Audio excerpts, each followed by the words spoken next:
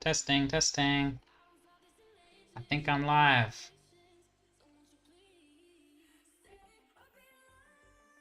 Hello everyone. Hopefully you can hear me. Streamlabs changed a bit, so I'm a bit confused. But I think it's okay. I'm going to check on my phone to make sure I can see everything.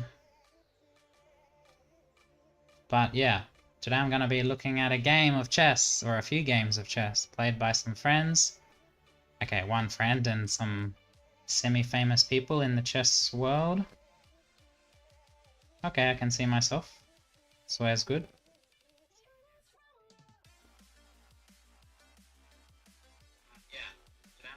Let's see. Sounds okay. Okay.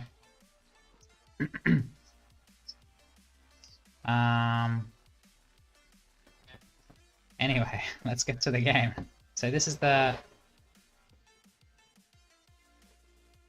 Okay. Just some random fireworks or crackers, as is often the case in Valencia, Spain.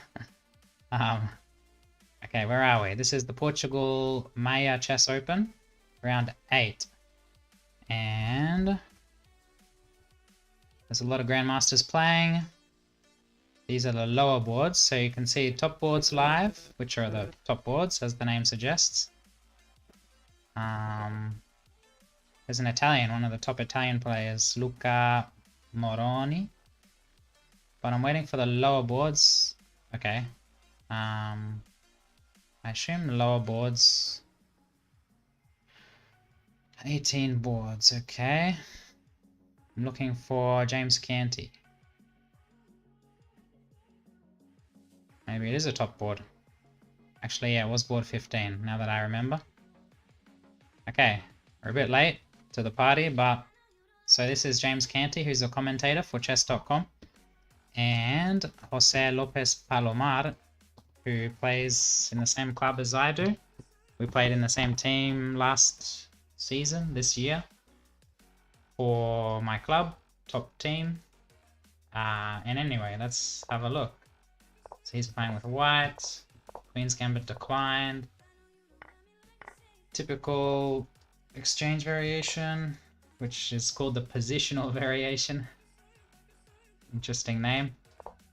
I think, yeah, it's very popular nowadays. Let's see, actually looking at the top moves here, they're following basically the main line. H6. Second move, top move, second move. Okay, so basically still very well-known theory that I don't know because I don't play this, but I mean it rings a bell, I've seen it played many times. Got some protein here, just in case the game goes for a long time.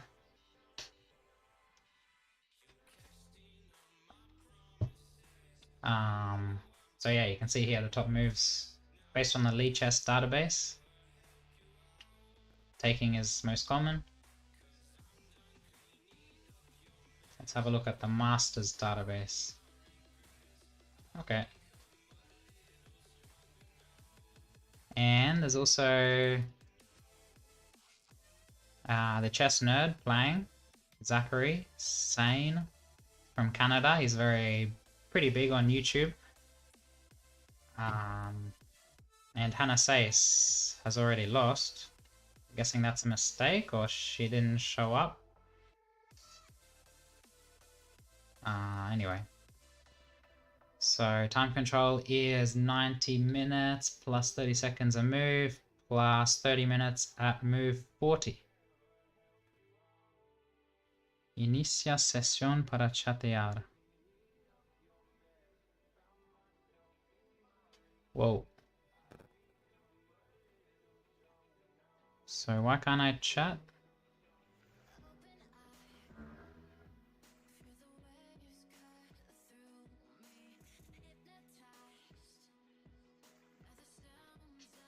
Testing. Okay. Yeah, I was confused at the start because you can now launch, because I logged in to YouTube in Streamlabs. So I wasn't sure where to click or where to organize it all, the thumbnail and title and everything.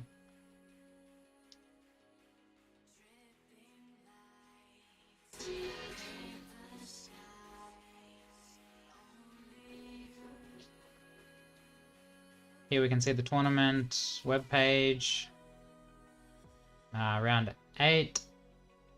So there's only one player on 6, Titas Stremavicius. Stremavicius. That's a cool name.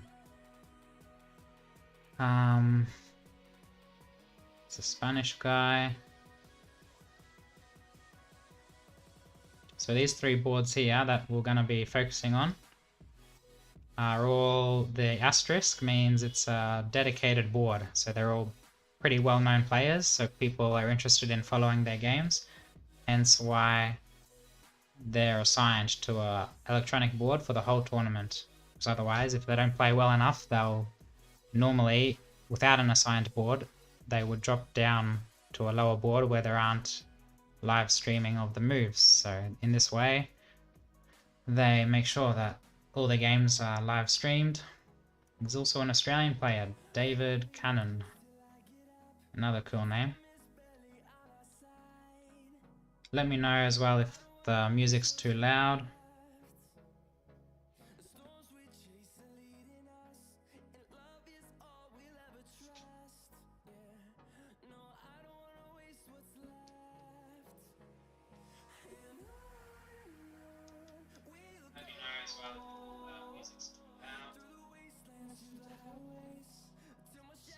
Actually, I can hardly hear the music.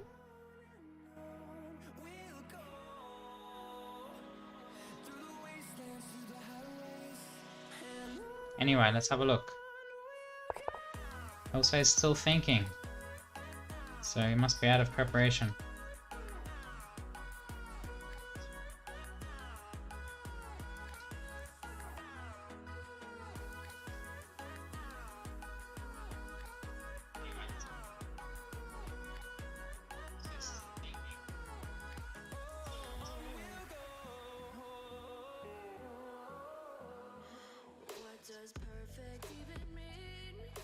Maybe I should just turn the music off. Can't be bothered checking the audio, it's too complicated.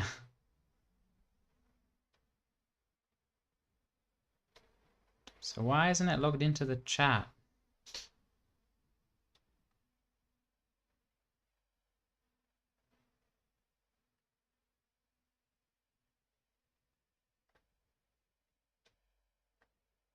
Okay, now I can see. That's probably what I was...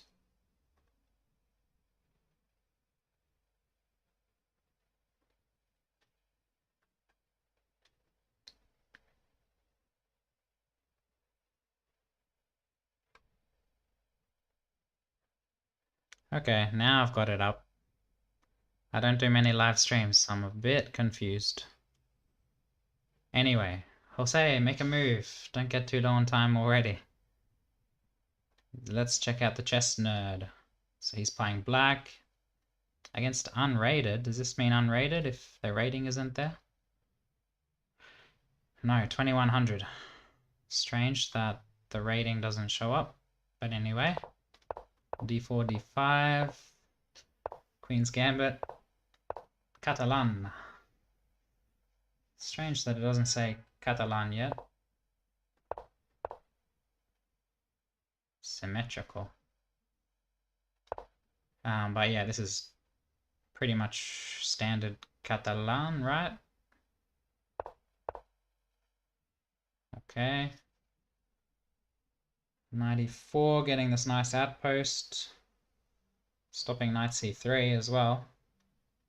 So white might have to play bishop here and then knight c3. But it allows black to play f5. Don't know if it's a move, but getting like a stone wall setup.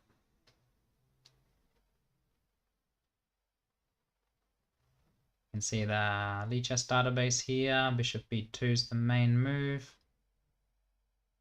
Bishop a3, second most popular move. Interesting. Getting rid of this. Well, not getting rid of it. If it moves back, then black would have trouble castling. So, looks playable.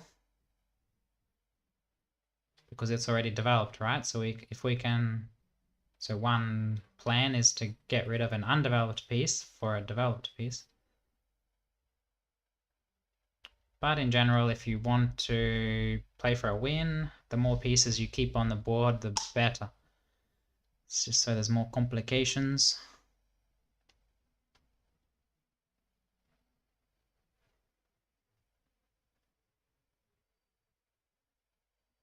Okay, just checking. I always get confused with YouTube because there's the Streamlabs window and the YouTube window. But I think it's okay.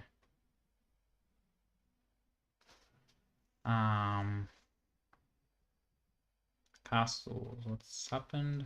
Okay, so takes the knight. Okay.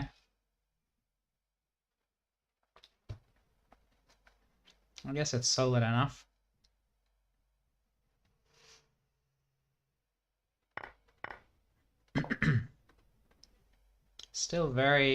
Still quite a lot of games played on lichess at least. And 2 Masters games still in this position. Including Muzichuk.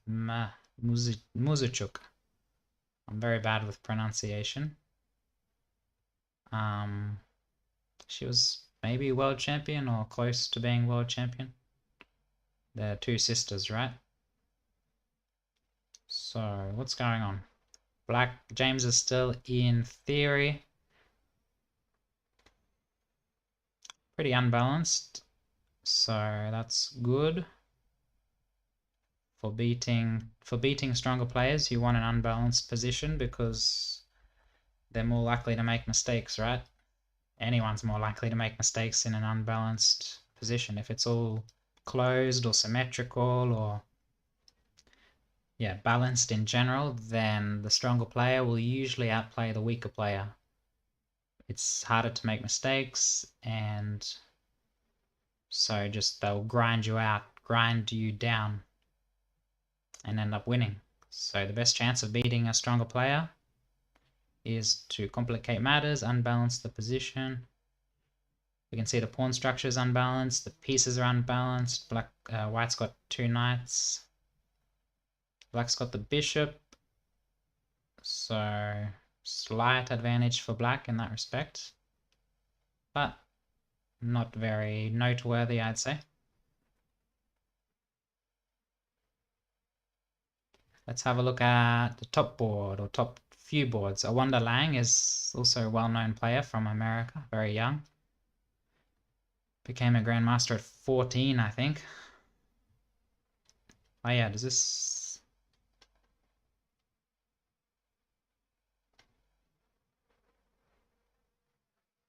Suarios. Anyway, what happened here? Very topical lines. These queens, these Catalans, or what is this? Just trying to get out of theory, I guess. I guess it's pseudo-Catalan according to lichess, because White hasn't played c4. So it's sort of the opposite of a Catalan. Well, in the Catalan main line, White usually aims for like e4 and has a strong center, but here it's sort of the opposite. It's sort of like a Grunfeld, where you give up the center. So in the Grunfeld, black gives up the center and tries to attack it from afar with pieces. That's what White's doing here. Now they play c4. Okay. I won't pretend like I'm familiar with this position, but seems pretty normal so far. Not sure if White wants to play e4 and block the bishop? Probably not. But otherwise it's a question of where to go with the queen, because obviously here you walk into a lot of things, so... And this move blocks in this bishop, so it's a bit tricky already. That's the advantage of having a space advantage. The advantage of having a space advantage is that you have more space, obviously, to maneuver, to put your pieces wherever you want. More options, basically. Whereas white has to be very precise, because there's not many ways to develop, which means that some ways will be losing. It's more likely that you'll go wrong, I guess is what I'm trying to say. And I wonder, whoa, what's going on here? Carry Khan. Let's see. So wonders white. This is the Nigel Short variation, as you can see, very unassuming development, where, yeah, white just sort of ignores this bishop, I guess. In many lines, white trades off this bishop, but in this line, white doesn't, with the aim of maybe trying to trap it later or annoy it, harass it. c5, very typical. If black can, they usually play c5. So it transposes to a French structure. In the French, black plays c5 on move 3 or 4, usually. In the advanced French, at least. And here, black wastes a tempo, but they get the bishop out, so... yeah, they have a good bishop at the cost of a small loss in time. So this is some poisoned pawn variation. Well, not poisoned pawn since black took it. Take, take. So this is very typical. The c4 move, when black is so far from castling, at least kingside, in many openings, you want to open the center, right? So c4 is very important to play, or a very good idea to know. Just to force open things as much as you can. Okay. So I'm guessing, well, the main move is to take the rook. Okay, so what is going on? So white's sacrificing a rook with the aim of, I guess, taking on d5 and trying to attack, right? Wait, so if takes... I don't know if you'd want to take here, because then there's rook d8 and you have to move back. I guess it's okay. Takes.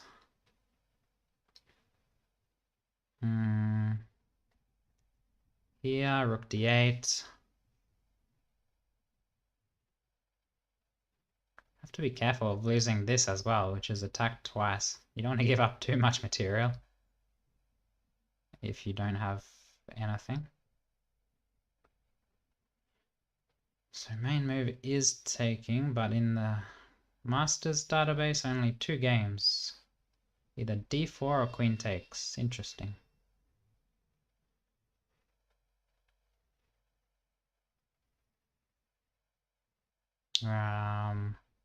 So would I take... Sorry, black to move, yeah. Would I take the rook?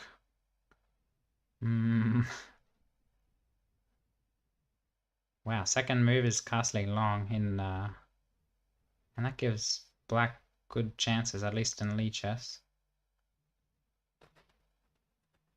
I could turn on the engine, but that's for later, right? When you get tired and...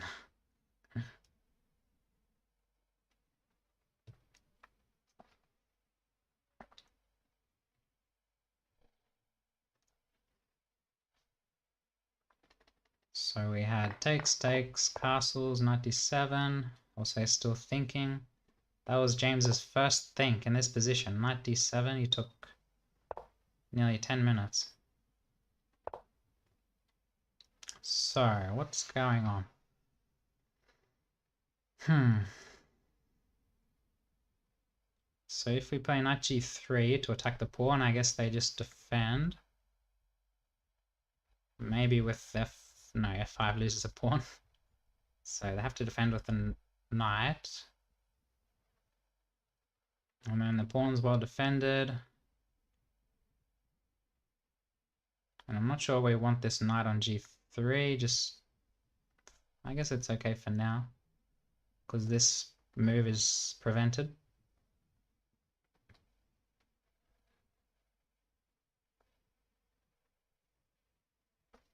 Main move is knight g3. d5 also played. Rook fd1, the main move, and d5 with grandmasters or masters.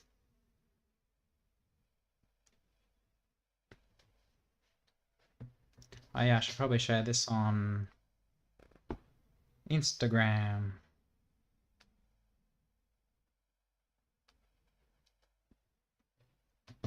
How do I do that again?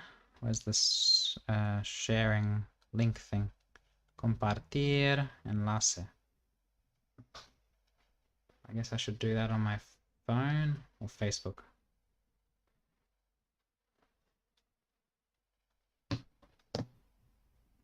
Bear with me.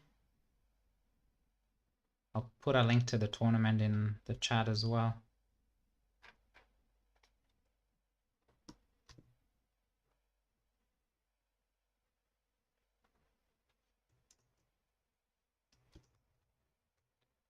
Currently live on YouTube.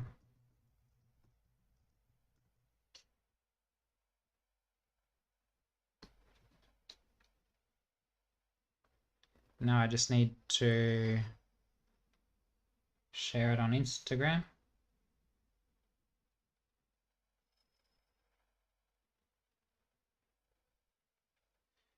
Share, copy link.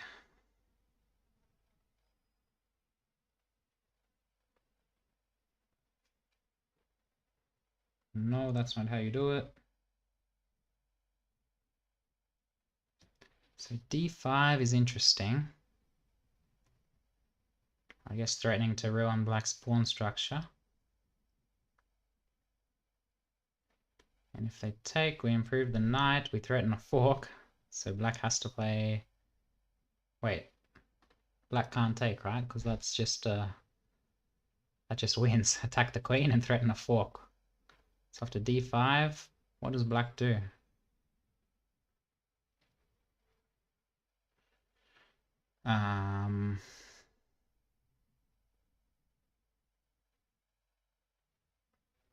Okay, I like d5. If they play c5, we have a passed pawn. We can probably still play knight b5.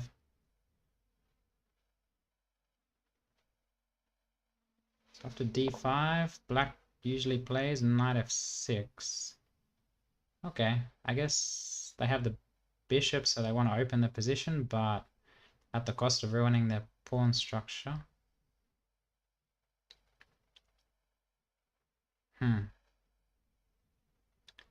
That would definitely be unbalanced, that's for sure.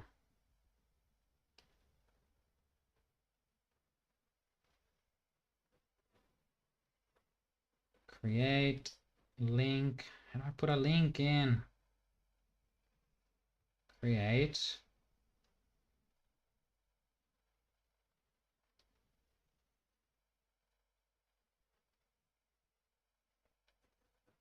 Okay, link. Done. Okay.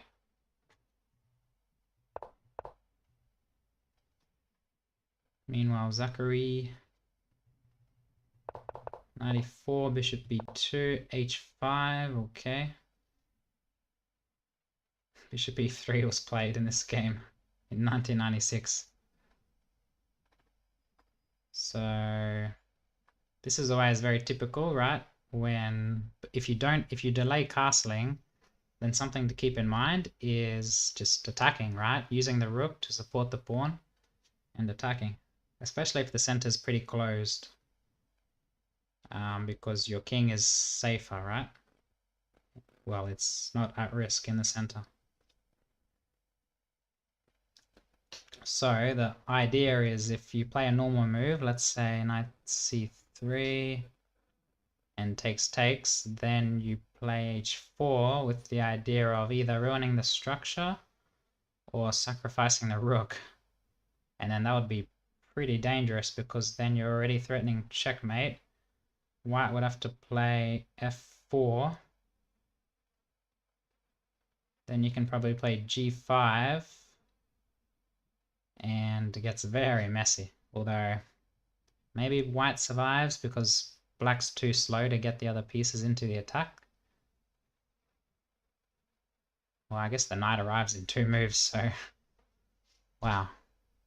So yeah, that's one of the main attacking ideas. I'm always I like to play this as black, like this attack type of attack. It's always very annoying to defend. So then obviously the main response to consider is h4. That stops the advance completely. But in that case, black does have g5, since it's defended by this nice knight in the center.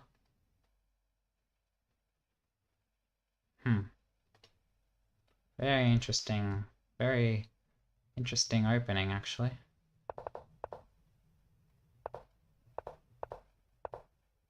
Six, b3.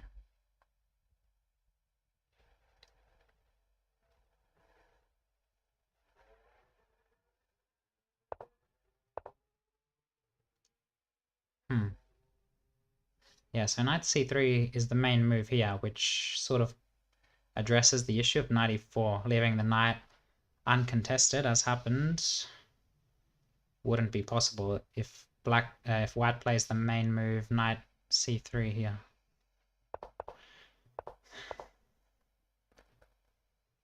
Yeah, they do say knights before bishops, right? So I think, yeah, might already been a slight inaccuracy not to develop this knight, because this bishop does nothing, right? And not only that, we leave this knight in the center uncontested, which means black can start the attack, and we need at least 2 tempi to remove this knight.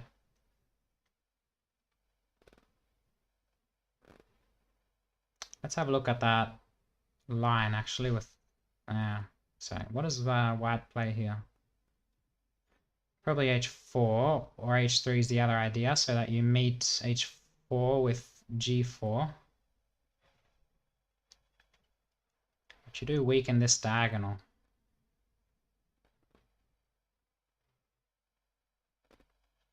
What does the engine like here? h4 or knight d2? Yeah, but if you don't play h4, I'd be a bit worried. Second or third move is bishop back to c1.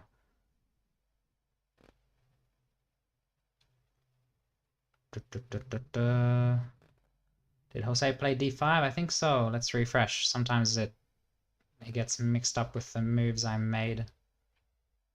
d5, nice. So black has to move this knight. Taking is obviously a mistake because you lose.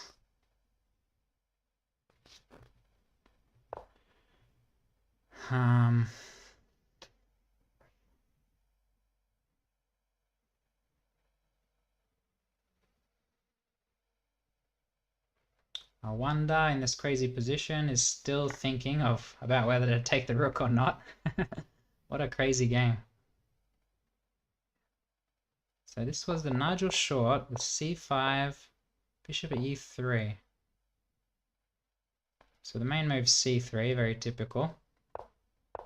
Bishop e3 just invites this sacrifice, allows the sacrifice.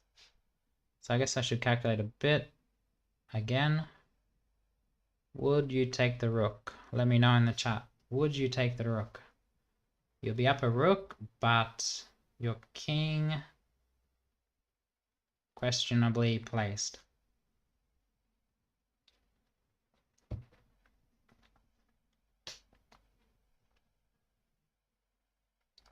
Hmm.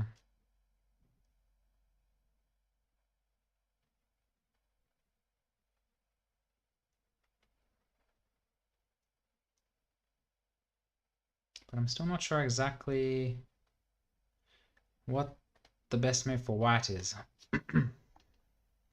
We can't trap the queen, it's got too many escape squares, right?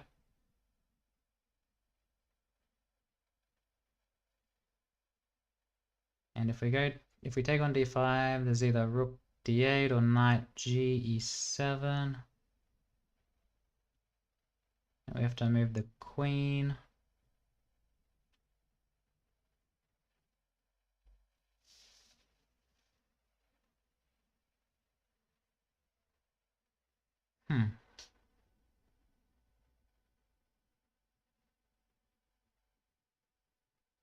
So I guess the idea is if queen takes, if we take on d5, rook d8 for example, we go to b3, attacking b7, protecting the knight, which might be important. And then black has to defend b7, I guess. And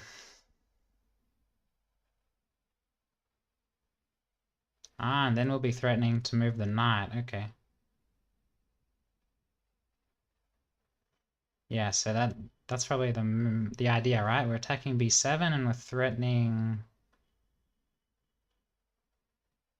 Wait, does this trap the queen? Yeah, that traps the queen, right? If they were to, if black defends b7, then knight c3 would trap the queen. They'd have to take the second rook and have the two rooks, but white would be for choice with the king in the center.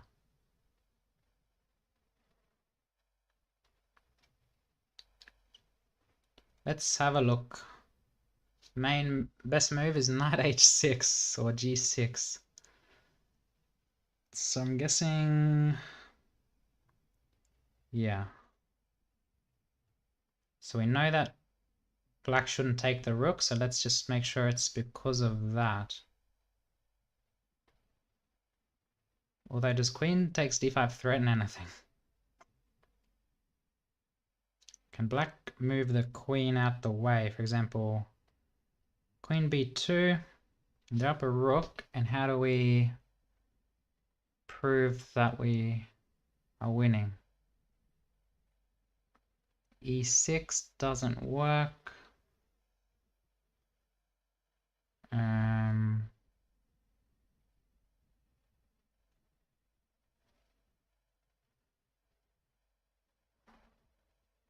Knight d4. No, not d4.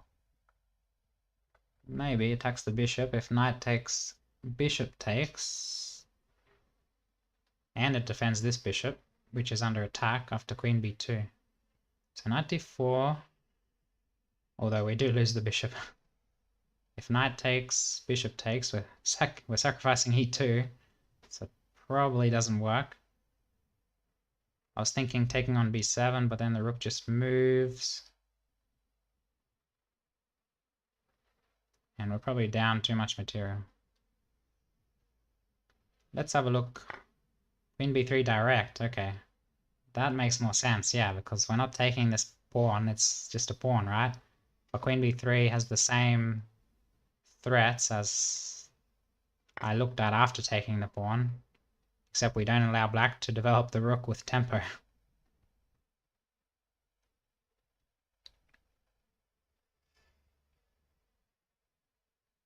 Okay, very nice.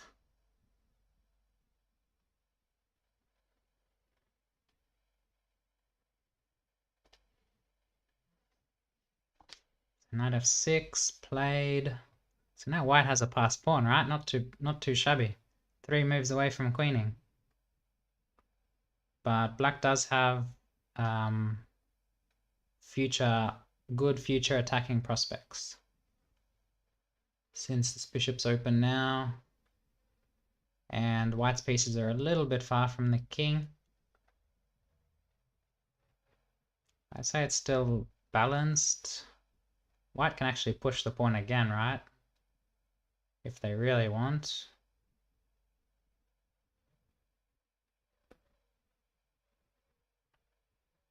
d6 has been played once between masters. Someone in the chat said, not here for the pros and title players, I'm here for the streamers. Interesting time, right? When the streamers are basically more well known than the title players.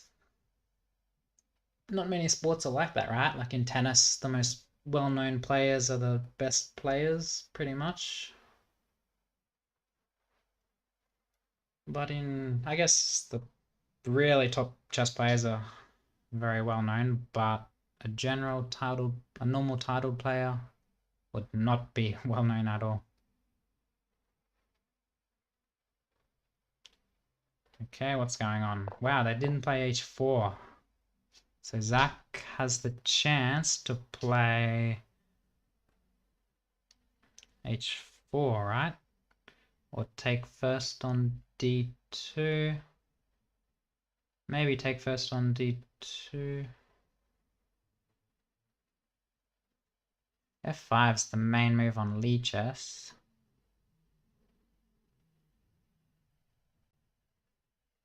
f5 makes sense, the stone wall structure.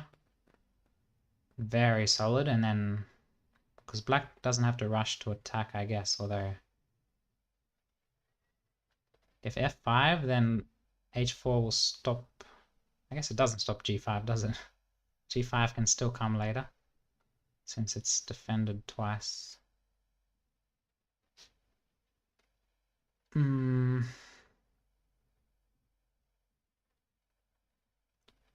PW. Hello. Is that... Wait, is that a W? Manikas. So, f5 is an option. This is an option. This is a crazy option. Yeah, probably don't want to take because you're trading your best knight, your best piece for a piece that's only moved once. So let's calculate this line. If pawn takes, probably bad.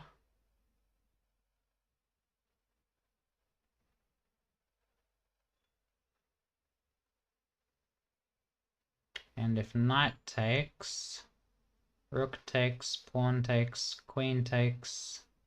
I guess there white has knight f3. Attacking the queen, defending h2. So maybe black would take first here, then here, forcing f4. No, then, yeah, f4. g5. Crazy. Looks pretty dangerous, right?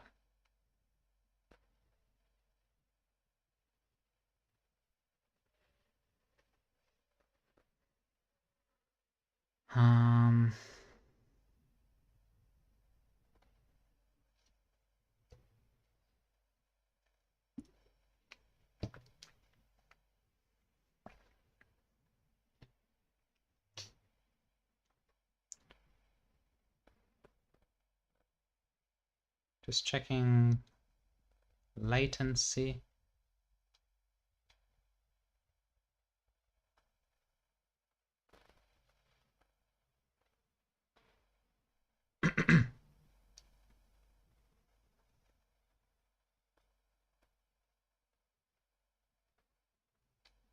Anyway, so what's wrong with h4? Why isn't it one of the main moves?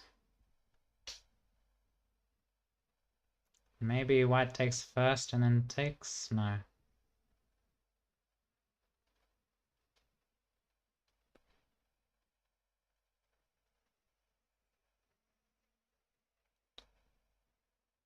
Rook takes. Sorry, taking on d2 first. Okay, it is the best move. So yeah. White should have played h4 before. So after h4, you have to take with a knight.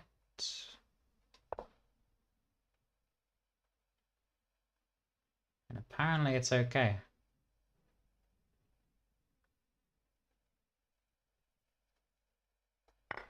Knight takes, rook takes, pawn takes, queen takes direct. Ah, this is the line I was calculating before. If knight takes d2, queen takes d2, queen takes h4, forcing f4, then g5, queen e1, okay. Or e3. e3 makes sense, I guess. Black would be winning if the pieces, the queenside pieces, could come to the attack quickly enough. But I guess white survives since they're too slow. But still pretty scary, right? I'd probably still go for it as black. Put them under pressure. Jose still thinking.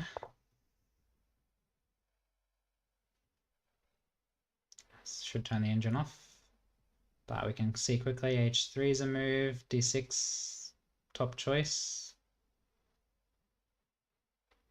I like white's position for sure.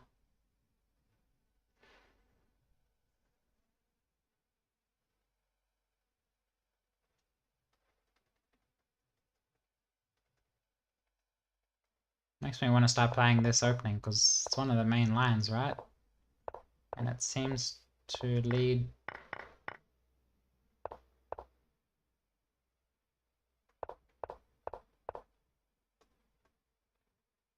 to a nice position. Let's see if they are going to take the rook. They're thinking for a long time. Wow. Yeah, from memory, the best moves were these two moves. Queen takes a1, the main move on Lee chess. d4 has been played in a Masters game. d4.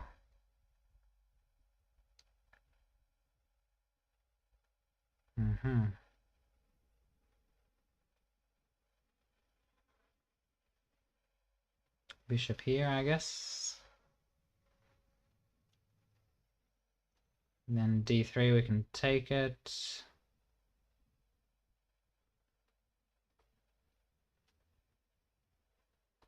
Top board, what happened?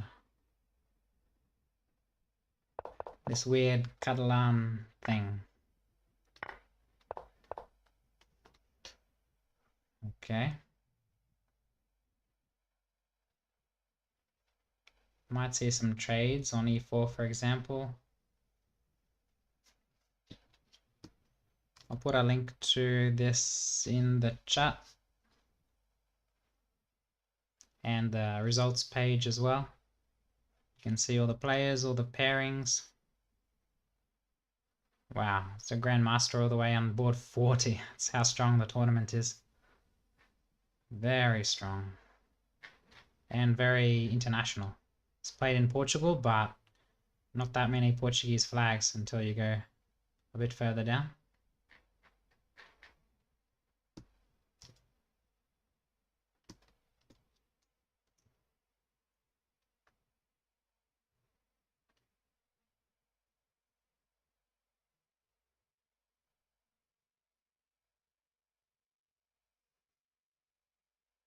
Maybe I should put that music back on.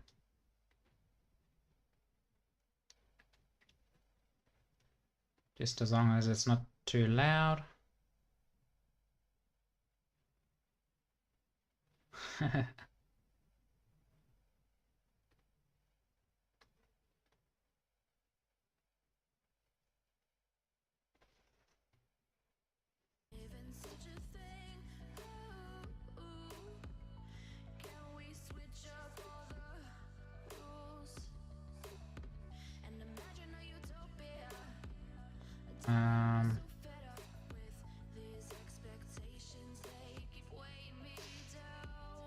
What would you do here if you were playing with white? Would you push? Or play a quiet move like h3, stopping bishop here or knight here.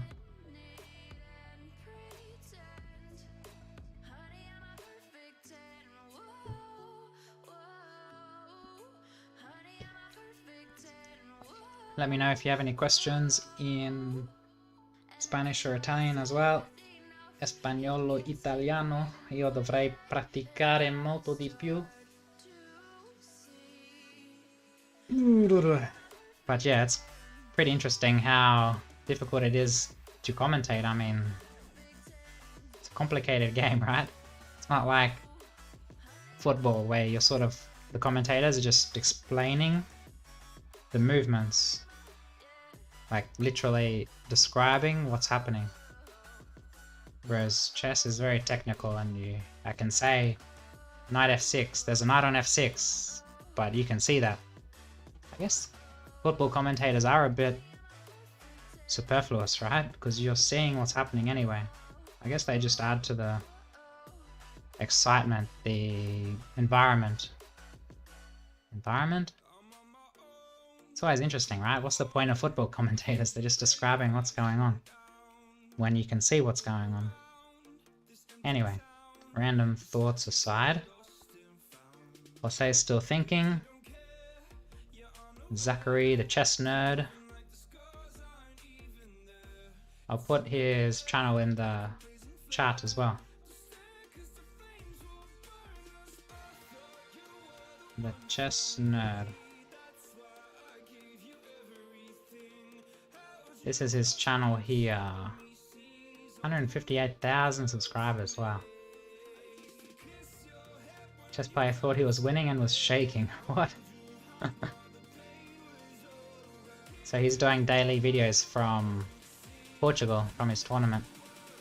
I played a fan at a chess tournament. So I'll put a link to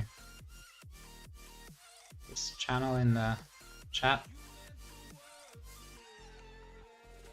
James Canty also has a YouTube channel.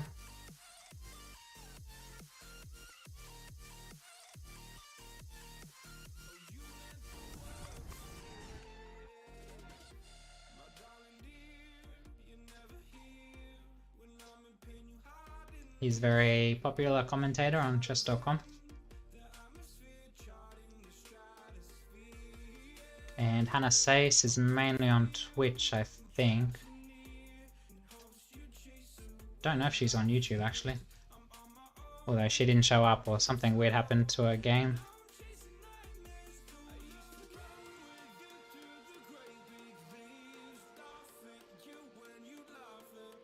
She's well known for getting very strong very quickly, I think. Video...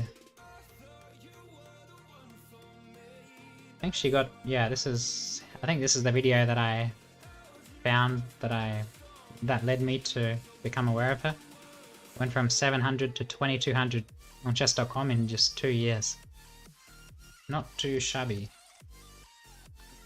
Anyway, those are the 3 people who are playing on these 3 boards here.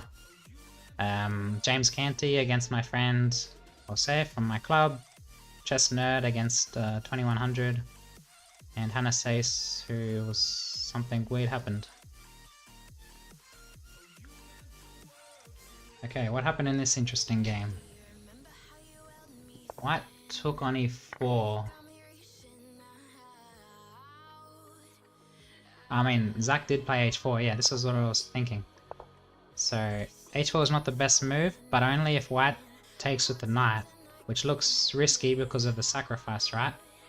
Takes, maybe take here, queen takes, and you have to open the king a bit, and it gets very complicated. And so white didn't go for that, but generally, if the attacker gets in h4 and it's not taken, then it's even worse. Because it's just a free attack, right? You can open the rook for free, basically. The rook is an attacker without having moved. So anyway, this can't be good for white. Because if white takes, then the sacrifice is even stronger. Because in the line I was calculating, black had taken here, which means white then had f4 to block this bishop, and f4 was protected by the queen. But here, if white had taken the pawn, I'm guessing the sacrifice is even stronger because there's no f4. Black can take it even en passant or with the bishop, probably with the bishop, and it's hard to stop checkmate. Rafa! Hello, ¿qué tal? I'm trying to concentrate on these games, but it's much harder to analyze when you're not playing, right? You're sort of a bit lazy. Perezoso. It's one of those things, right? You have to force yourself to pretend that you're playing. Which is why it's so hard to get better at chess, because when you study, you literally have to force yourself to pretend that you're playing a game. It's one of the things I think people struggle with, is they study, like maybe go through a Grandmaster game, but they're just doing it sort of without fully concentrating, without stopping after each move and thinking, what would I play here? If I was really playing in this position, what would I play? What would I need to calculate? But I just go next move, next move, next move. Yeah, I'll remember that. But then when you get to a game, it's like you're not prepared to actually think. You haven't trained that aspect of chess, right? In general, the best way to get better, you need to practice and practice calculating and putting yourself in a game situation, even when you're not in a game situation. Anyway, so white took, and this looks very shaky.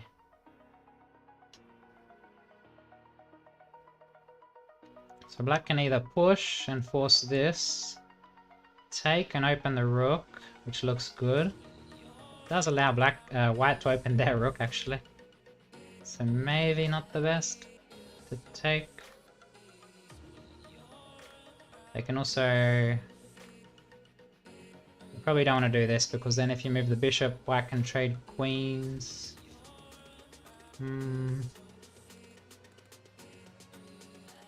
So I'd probably... What would I do? The big question.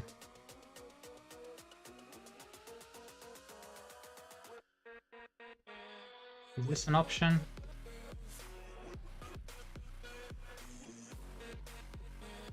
Actually, this might be an option. Just to ruin white's structure. And they're threatening to take the pawn anyway, so you'd have to play f5, which doesn't look good.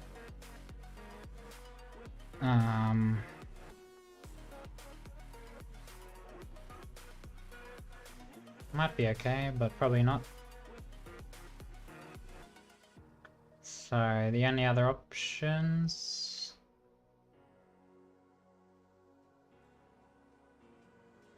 Yeah, I'd probably be calculating e3 if it's worthwhile. If you're gonna lose a pawn, right, then you want to lose it in the best way possible. So this, even though in general you probably wouldn't like to open white's rook, in this case, since you can threaten, since you can then take on g3, and this structure would be terrible for white with the king exposed. Black could then pressure this pawn, which is hard to defend. Actually, that would attack both pawns, so yeah. e3 is probably a good option.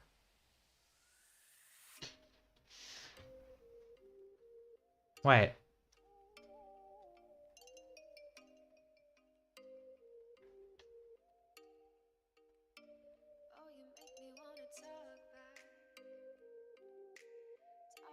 Why is the chess not on the screen?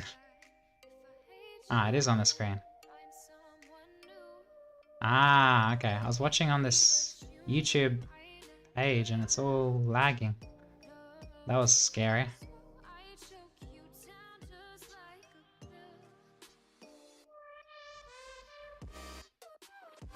Let me know if the music's too loud as well. So, let's have a look at the engine. F5, wow.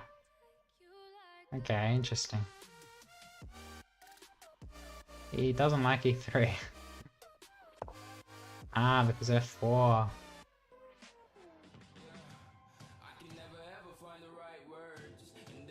Muy mal, muy mal. Even taking is okay. Ah, of course, I forgot about F7. So we have to take first. Look at this structure, how can this be good for white? Wow. Apparently this is winning for white. I guess they've got the two bishops, but... Queen G5 I was looking at. Wow. Shows a bit of a lack in my evaluation skills, because when I was trying to calculate this, I thought this was very good for black. That's pretty crazy, right, to allow this, but I guess the king is safe. Very interesting. Jose, what's Jose doing? Vamos! Rook d2, interesting. I guess wants to double and then push. Had a long think there, 20 minutes, 20 minutos, más rápido, más rápido. Después de una hora reciben media hora más, creo. ¿No? Sí.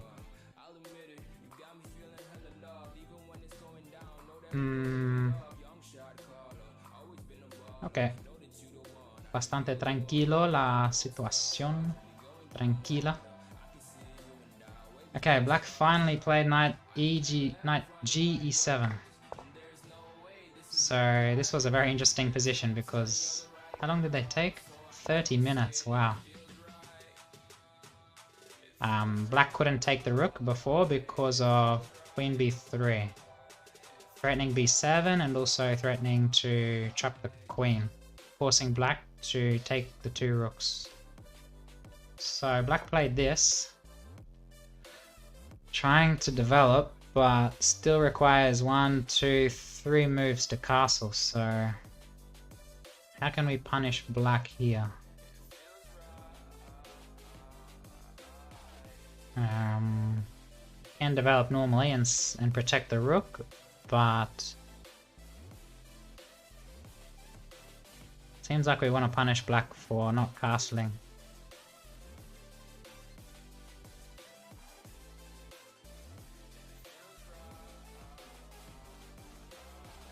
Bishop d4 has been played on Lee chess.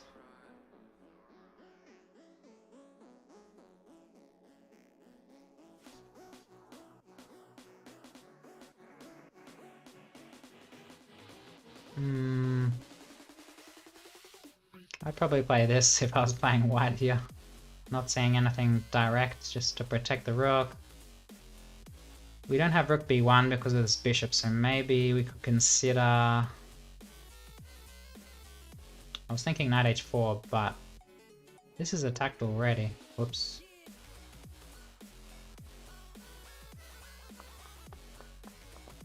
So here, I guess it allows check. And black has to block, we take, and the king's in the center, that should be pretty bad. Muy mal, ¿no? Un segundo.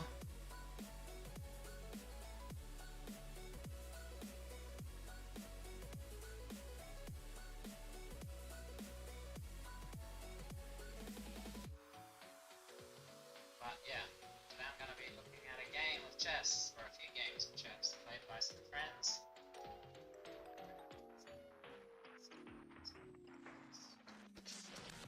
Rafa, sigues ahí. Let's have a look. Okay, knight bd2, best move.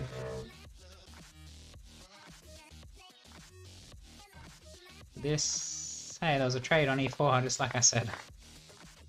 Very drawish already, right? Completely symmetrical, same pieces, queens might get traded.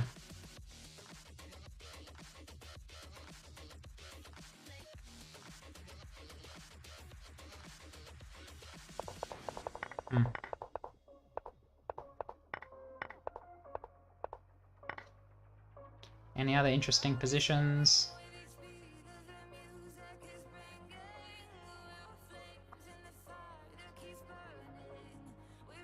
Let's have a look at this one.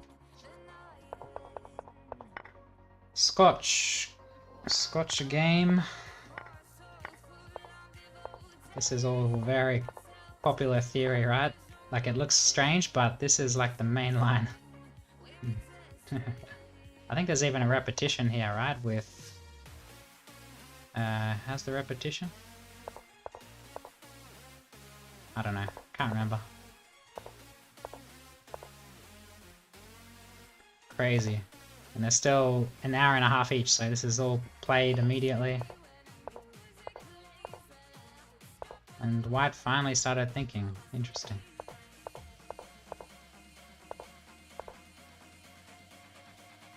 Okay. This should be an exciting game.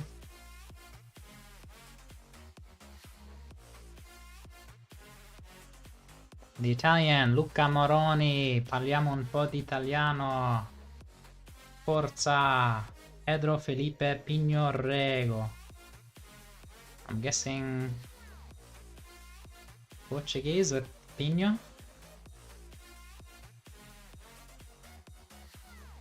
Yep.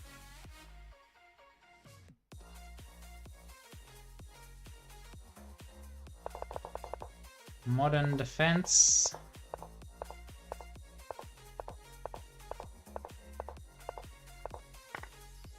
Interesting.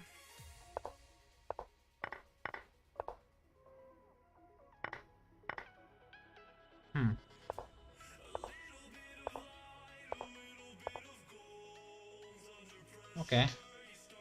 Bit unbalanced with this structure. Black's got an extra pawn island. But they've got a decently strong knight here. This rook's now misplaced.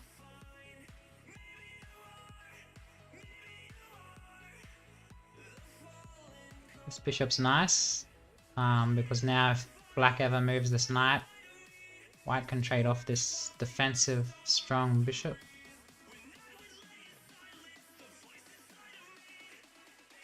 Wait, so this is a sacrifice? No, not a sacrifice. Because after White trades, then the queen defends, and Black loses a piece, so Black can't take this pawn.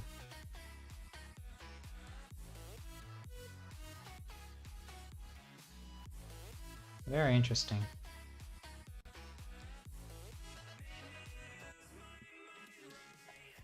José, ¿qué tal, José? Muy lento esta partida. 20 minutos pensó José aquí. Y James está pensando 13 minutos. ¿Qué haces aquí con negras? Quiero atacar, ¿no? De alguna manera. Llevar la dama. Vallo aquí, ¿qué haces? H3, ¿no? No sé.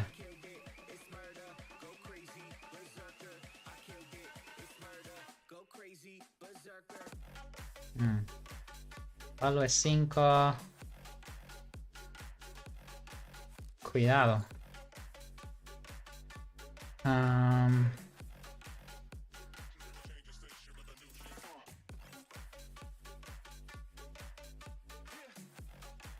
Porque si esto hay dama h4.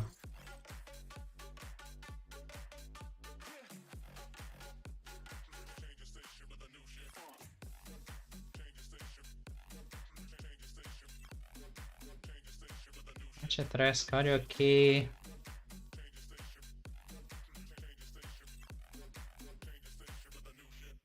Podemos sacrificar. Torre, caballo, torre por... Dama por... Para intentar jugar con este peón. Pasado.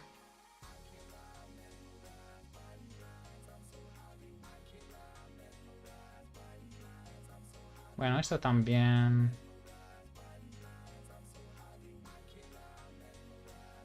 No. Dama E5, ok.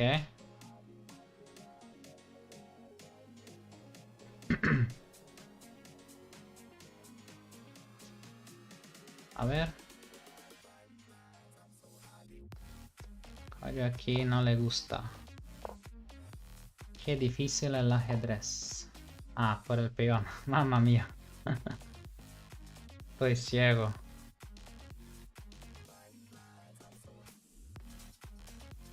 Estos colores.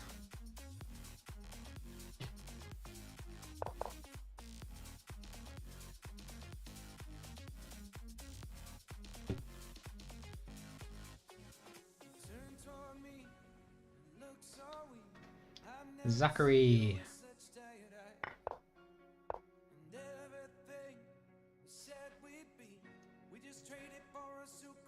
Lógico. Dama C1. ¿Cómo continuamos el ataque?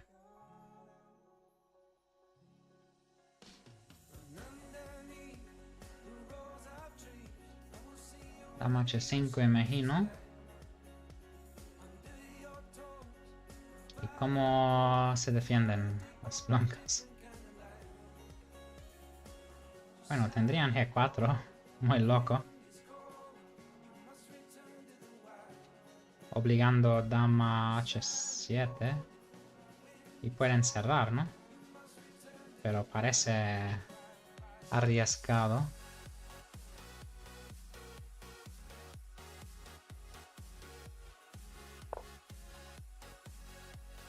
Aquí quería F5, ¿no? La máquina.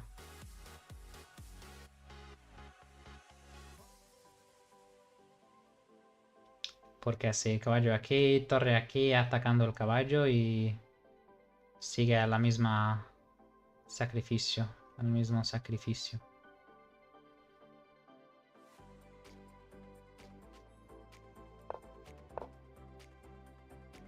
Dama G5, dama C1. Quindi dama aquí amenaza cositas, ¿no? Mate. Quizá E4 está obligado allí. Porque como paramos la amenaza.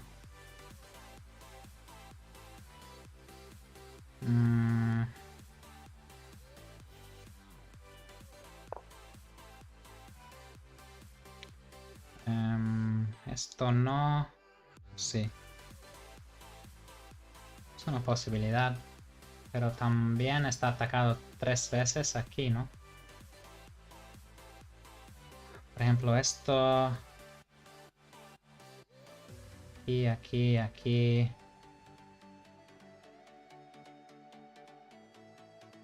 Bup. Atacando.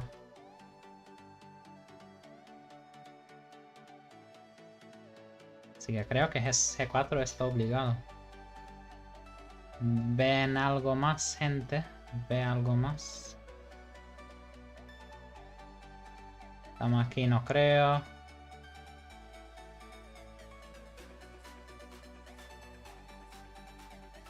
O G4. Ah, G5.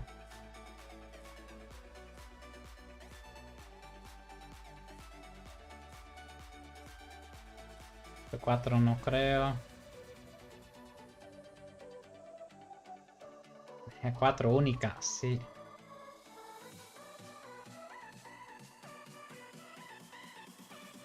Y blancas ganan, o sea, con mucha ventaja.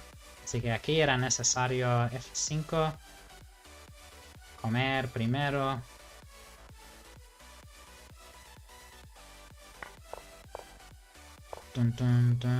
Así que las negras tienen que comer, porque si dama H5, G4, ventaja blancas.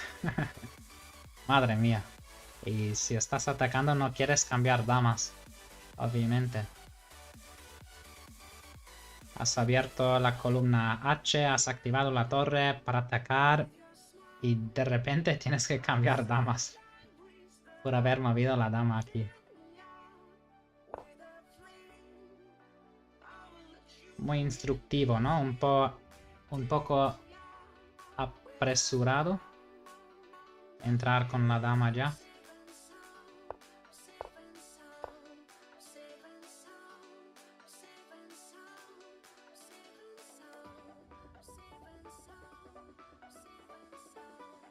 sigue pensando. A Wanda también, pensando 20 minutos en esta posición.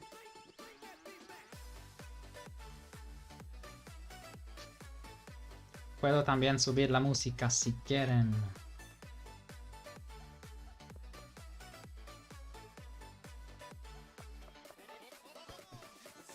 ¿Qué harías aquí con blancas?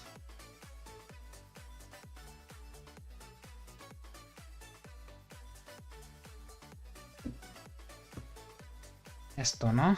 Muy normal, con la tranquilidad. Con tranquilidad.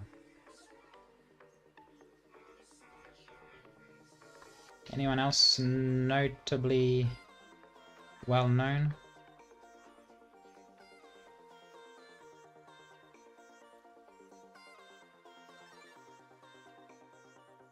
How many boards are there? Lower boards 18. Jasper 2033. Okay, so they've got up to board 36. Let's have a look at the Australian on board 28 against the GM.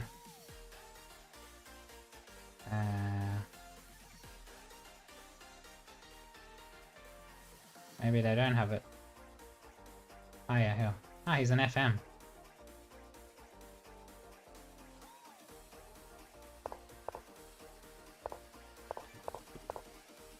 Ataque torre.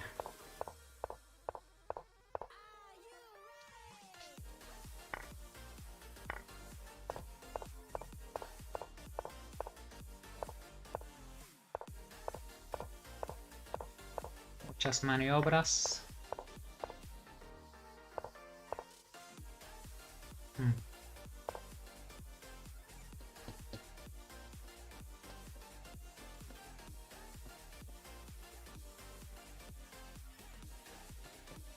Bueno, me gustan las negras.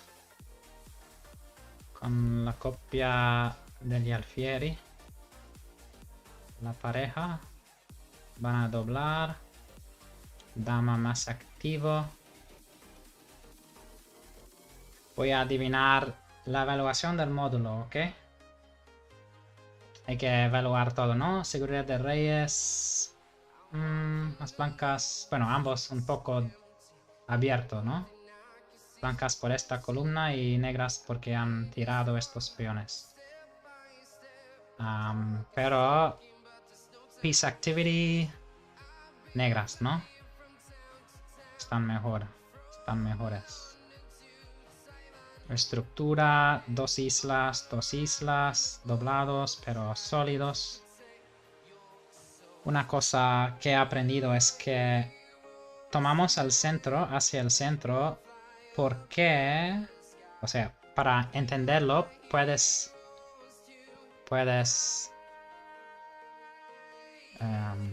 saber, no sé, puedes ver que el peón ahora controla dos casillas, pero donde estaba aquí solo controlaba una casilla. Muy sencillo, pero importante saber eso, ¿no? Así que estructura, no sé, bastante igual. Yo diría menos 0,5 para negras o más. No, menos 1 para negras. Creo. Porque esto será un poco débil. Atacable, ¿no? Porque si lo defiendes, esto sigue débil. Pero hay G4, pero no. Bueno, ahora no por la clavada, pero en futuro...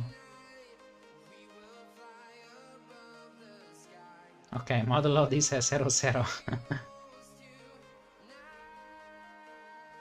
Interesante, F4.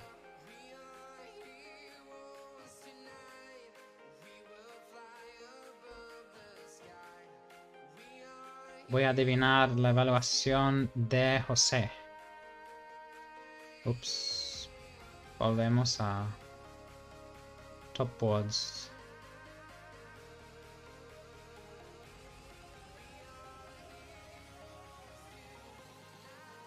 Dama de 5, última jugada.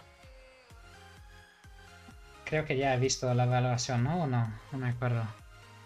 Bastante igualada.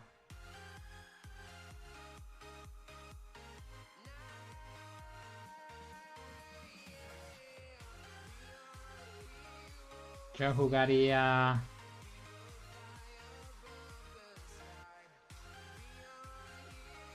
Bueno, negras quieren jugar esto, ¿no?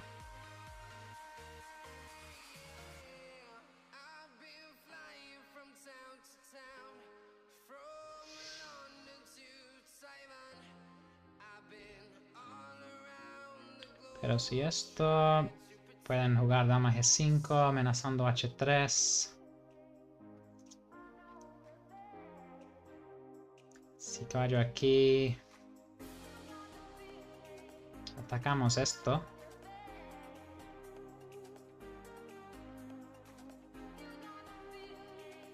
No sé la verdad.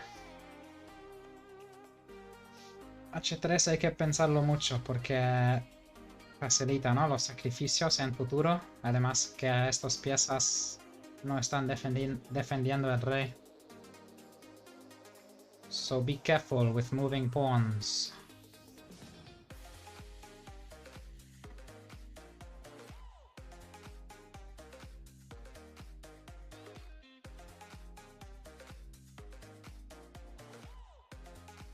Doblamos, caballo G4, H3.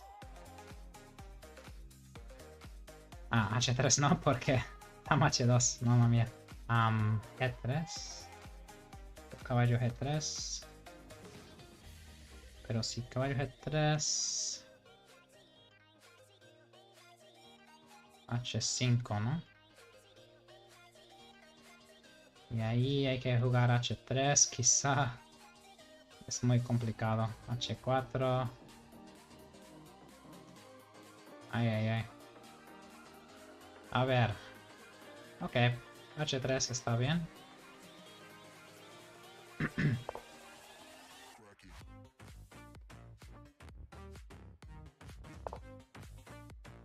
Pum, pum, pum, pum.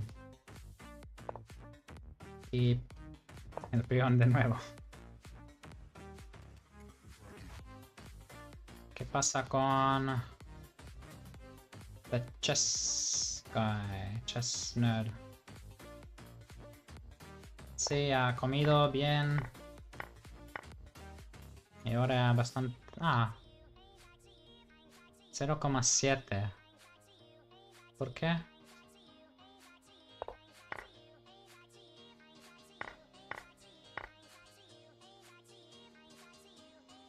Quizá tenían que comer con H. Porque comer con G...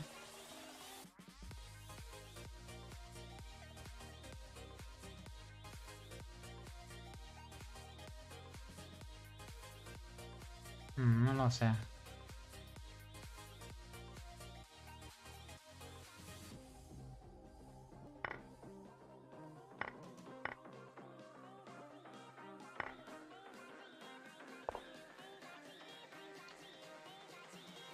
Caballo, torre, caballo...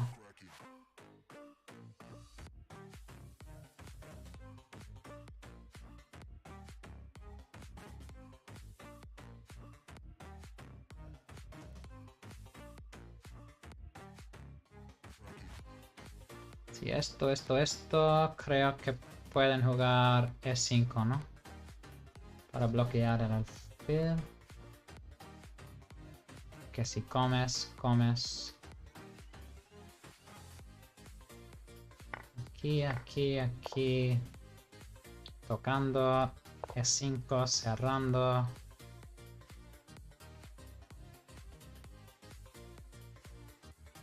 Ah, no, no pueden comer aquí porque F5.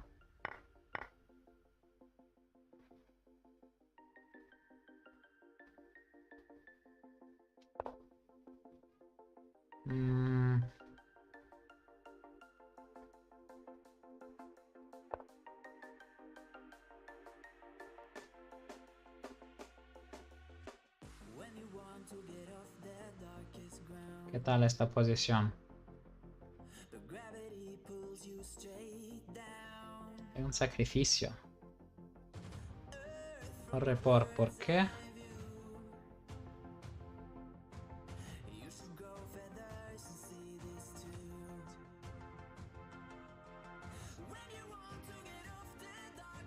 Rey por... Jaque, tienen que defender el 5. Y si rey a 6, quizá alfil aquí amenazando torre de 6. Wow, eso es bonito, ¿no?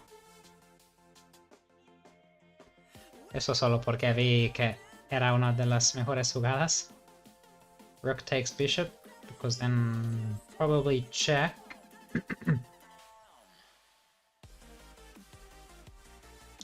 And if king e6, bishop a3, threatening rook d6, check, and there's no way to stop it.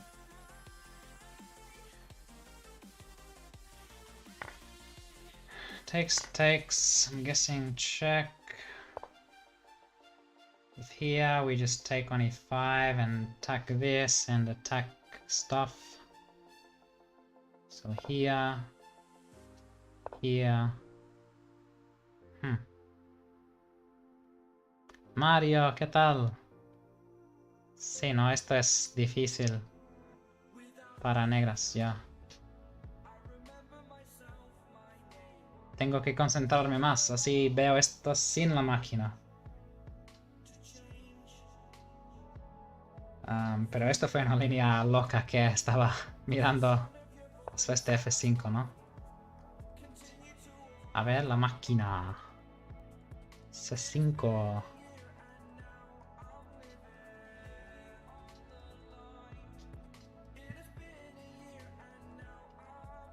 Es muy difícil, Mario, porque hay que pensar mucho. Cuando no estás jugando es difícil calcular más, ¿no?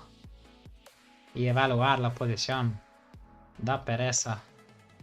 Pero tengo que apoyar a José, mi amigo del club, que está jugando contra James Canty. Este crack. Anyway, was this played or not? Because whenever you make a move, Lichess sometimes considers it a game move, so you have to refresh, which is annoying. Surely there's a way around that. Okay, he did play knight g3. Bringing a defender to the king side, right? Otherwise, white's pieces are a bit stacked over here.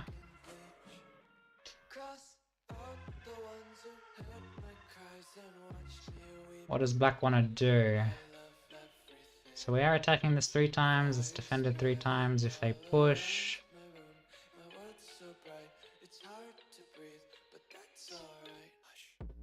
I guess they're not not threatening that much, even if they push, or they are. Yeah, they probably are.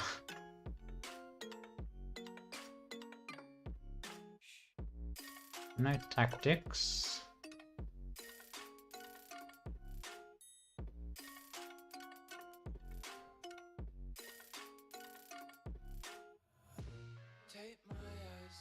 It's a difficult tournament because Canty's only on 4 points, right? Or is he? 4 points out of 7.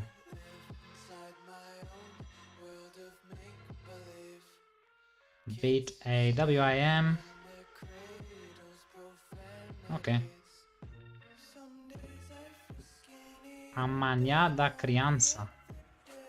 Amanhã. Tomorrow or morning?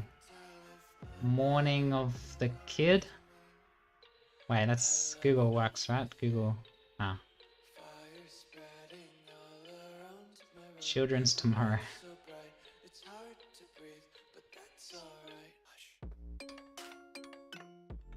Dun dun dun dun dun dun. H5.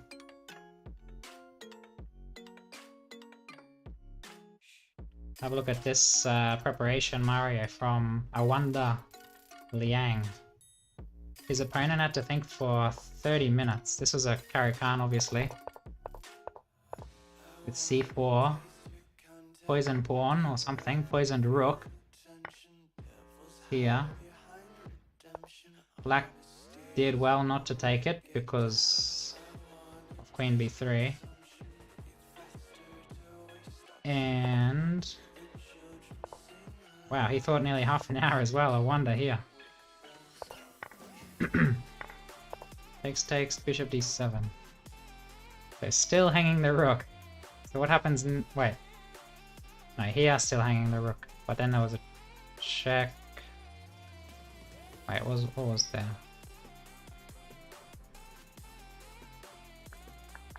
Maybe queen b3. Simple, right? Queen... wait, no, that hangs the knight. Takes... I mean, it looks bad, but you have to still be a bit precise. I guess it takes, right? And then the checks are lethal.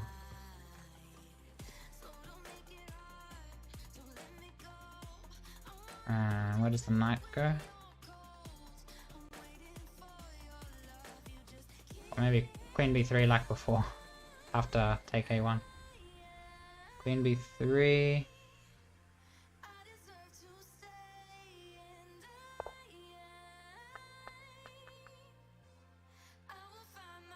Yeah.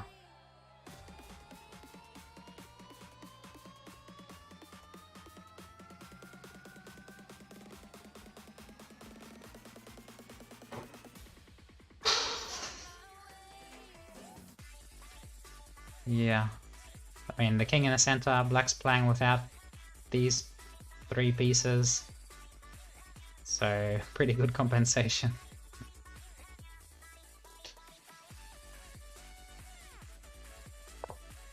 So according to the Master's database, bishop e3 is already quite new. Black usually takes on d4. c4 is also quite new.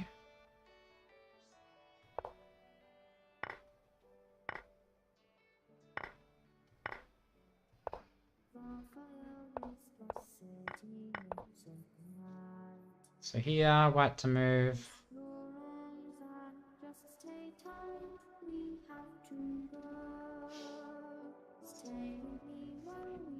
e6, c6, knight nowhere for now.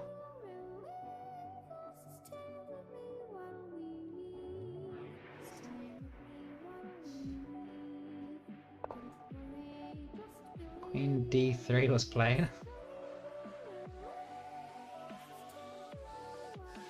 I guess this doesn't really lead anywhere, does it?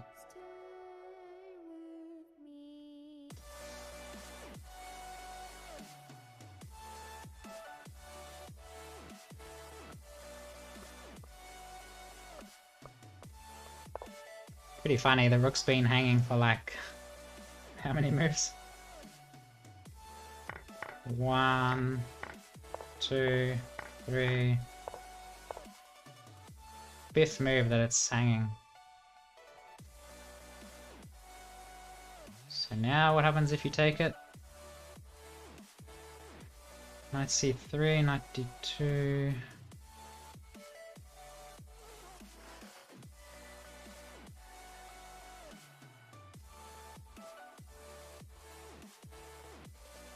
c3... Ouch. Forcing... yeah, it's forced. Wait, no, then... yeah.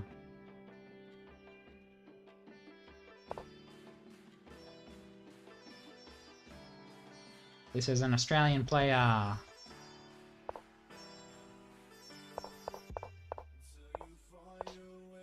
Let's see, 495. Wait, no engine. Forget to turn it off.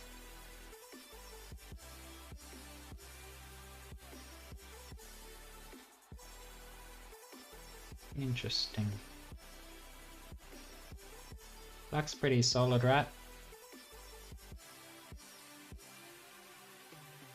The bishop pair.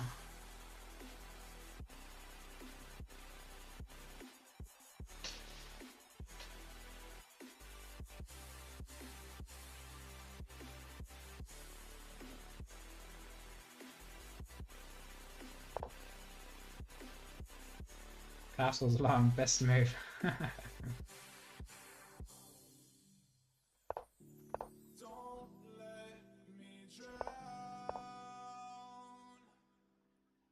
Black's already in a lot of trouble.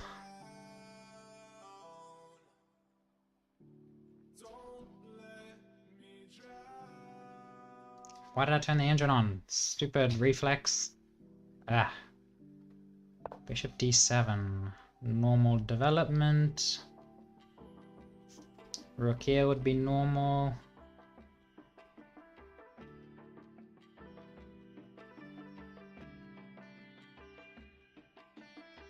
Not much to say, right? Black wants to go like this, I guess.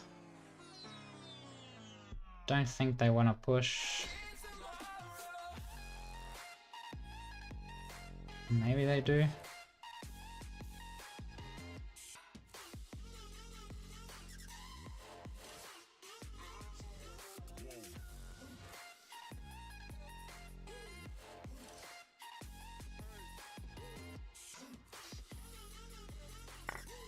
Takes, f5, takes, e3.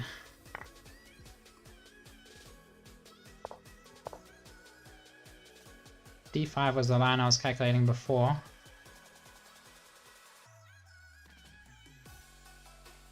Because if this,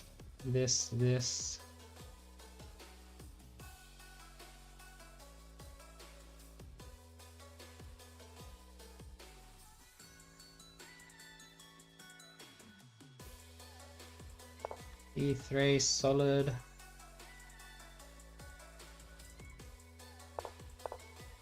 Rook f2.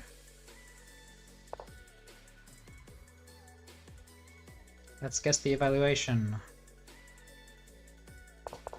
Probably 0, 0, 0. 2 bishops each. Structure 2 islands each. King safety normal. Not at risk. Black can still castle, right? But probably doesn't have to. Or do they? Boom, boom, boom.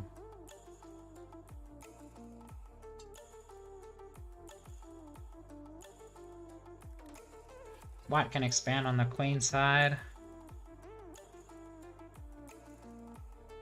Where's my shoes?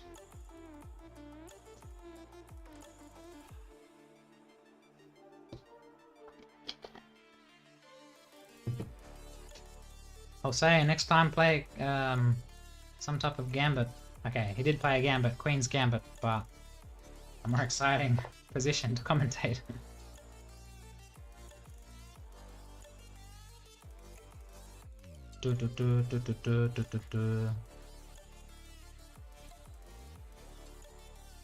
Luca, l'italiano, come va? Queen d2, bishop reroutes. White needs to improve the rook, I guess.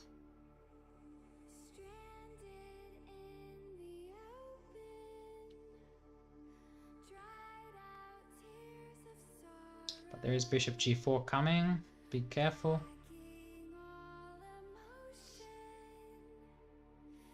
I guess there's queen f4 in that case. Maybe not.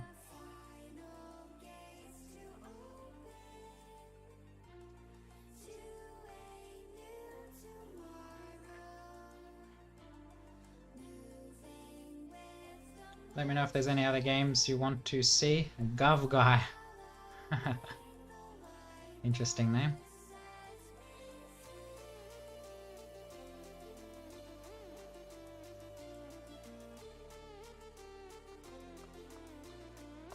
Guillermo from my club as well. There's 4 players who went to play this tournament from my club. Jose, obviamente. On board 15. They all have 4 out of 7, I think. Where is he? Guillermo playing against the 2100. Then there's Ryan.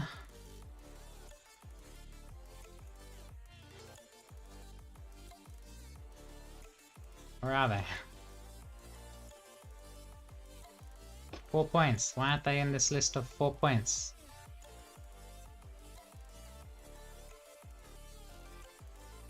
Am I blind?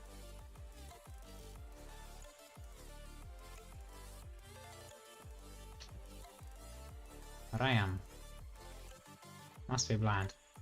Playing against a 2040 player, also from Spain. And Adriana. Where? Ah yeah, different flag, I forgot. Against a very strong candidate master, wow, from Netherlands, right?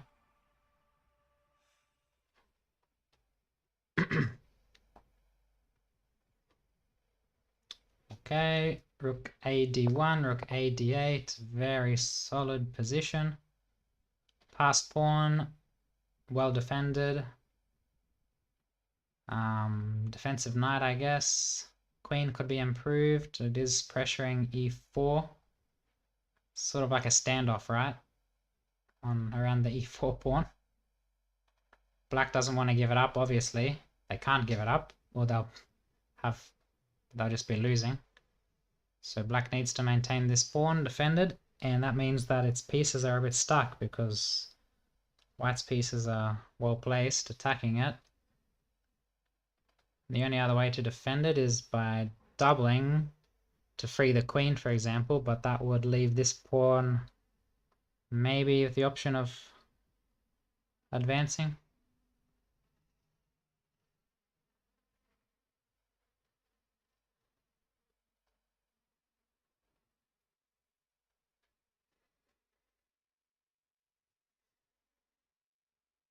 What happened to the music?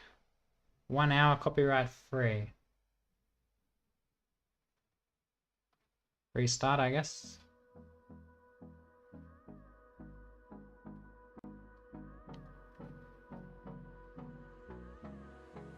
Engine evaluation, I'm gonna guess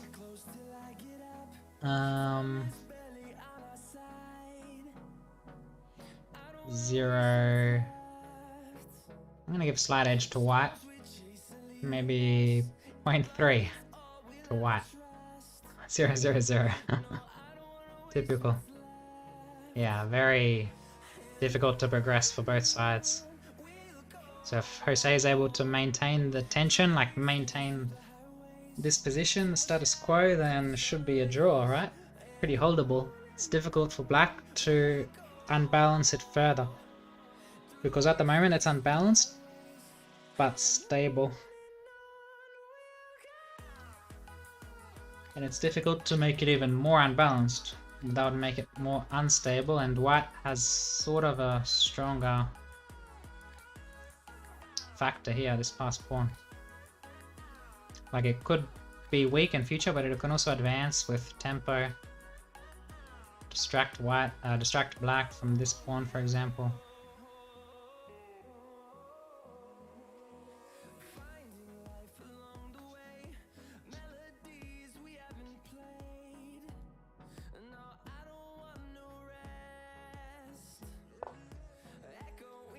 Queen b3, and once again I forgot to turn the engine off. Slight inaccuracy according to Mr. Engine. Because this isn't really a threat because of... Oh, maybe it is a threat. Black can always just play b6.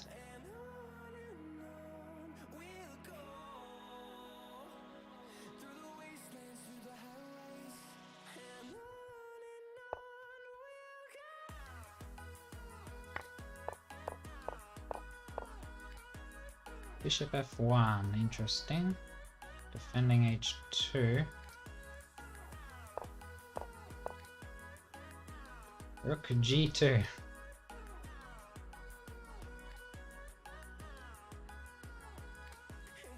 Don't really understand this move.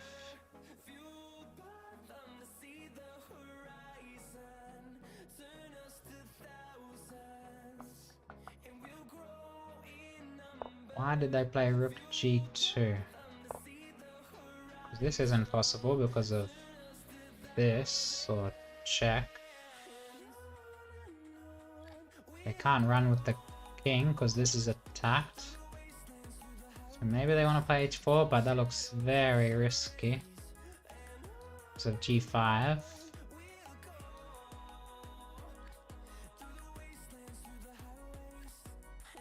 So yeah, I'm guessing this is either a really high level move or just a waste of time move. Because everything's defended, right? So what were they worried about?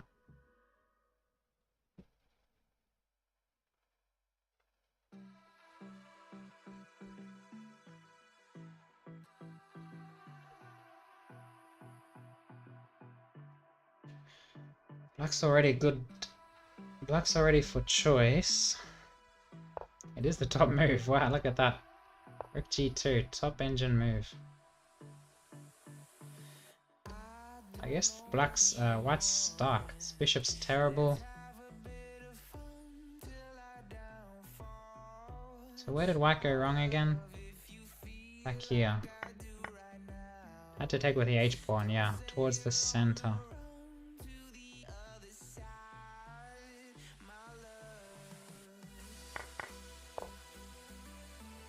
So what's the difference?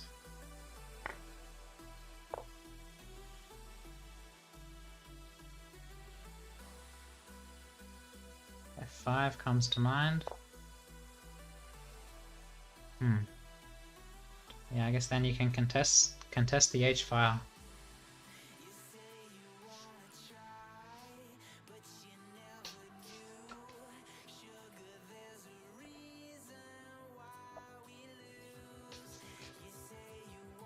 Okay, b6, queen a3, bishop g4.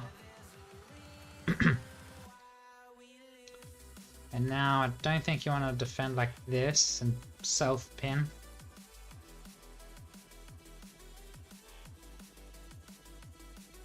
Might already be losing a pawn, right? After takes, you can't defend d4. You lose a7, but black gets the attack. So if you, yeah, here,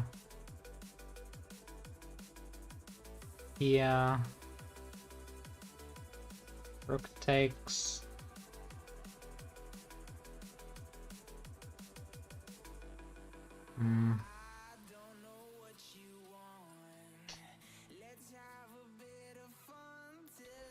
Engine likes rook b1. Because if this, you just take and lose a pawn. That's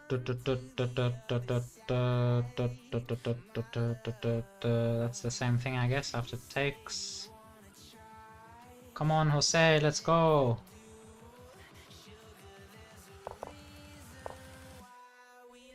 Refresh.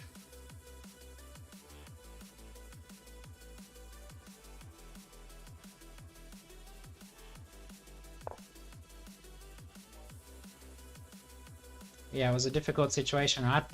White had to just maintain the tension here without going after these pawns. Keeping black tied down.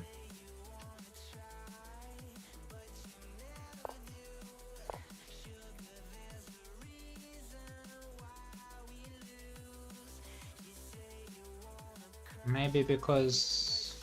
what is the difference?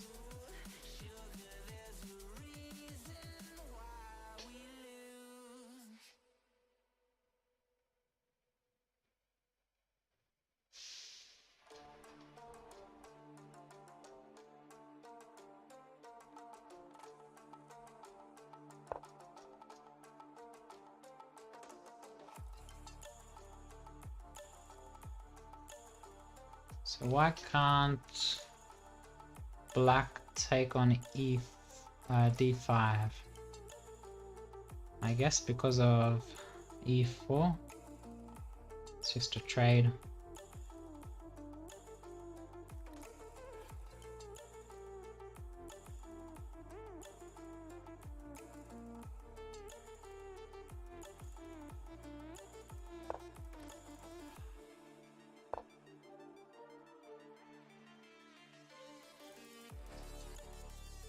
Let's do some... I need to wake up a bit, so I'm gonna do a few little puzzles.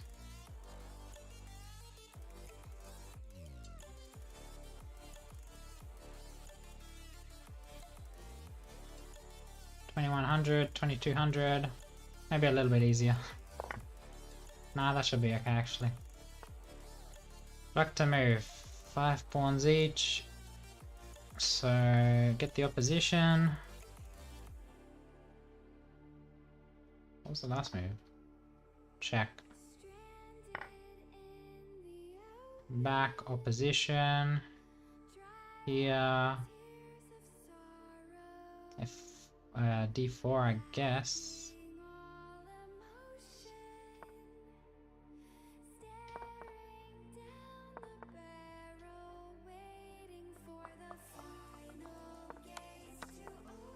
And now opposition again. Or push. If push, there's push. So probably here. No! What's wrong with this? Ah, okay.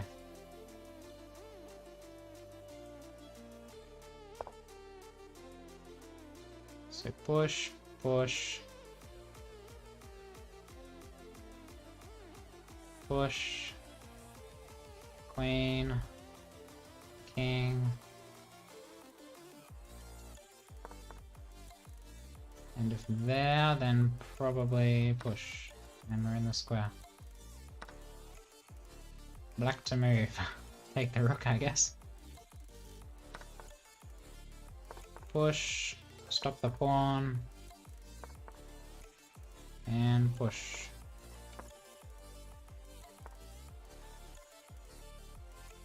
Black to move. Check, check is one option.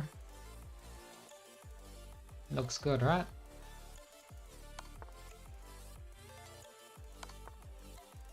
Check. Last one. If you just joined, I'm just doing some puzzles to wake up a bit. White to move. What's going on? We can take, we can unleash the bishop.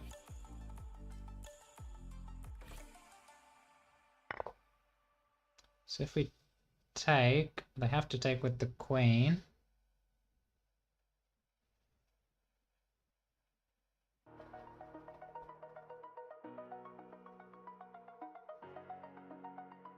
So maybe it's this or this.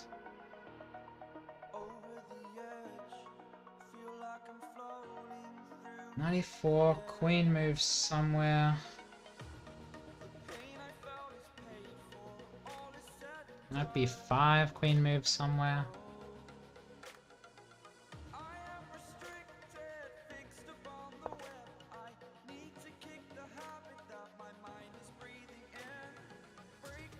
Check.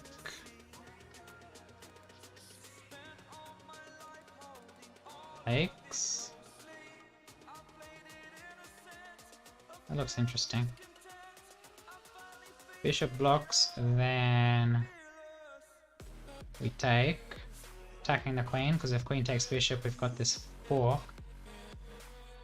So check, c6. We take a piece, attacking the queen. Again, queen can't take b5 because of knight c7. Queen has to move, and the queen's trapped. Wow. That was nice, right? If that's the solution. Bishop b5. No counterattacks. Taking an f3 doesn't help. Wow. I should have calculated this. Queen d8. But we just took a piece, right? So if we take another piece, we'll be up 2 pieces, and they can only take 1 of our pieces. Okay.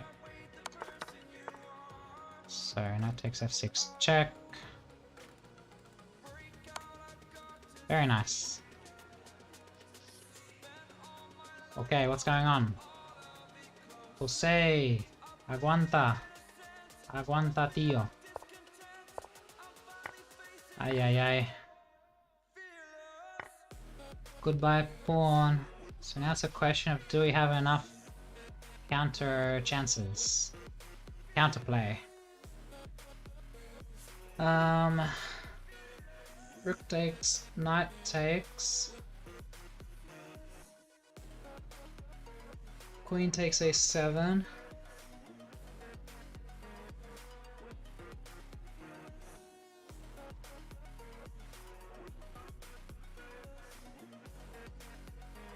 Wait, rook takes d5, knight takes d5. If queen takes a7, this queen takes b2, attacking the knight.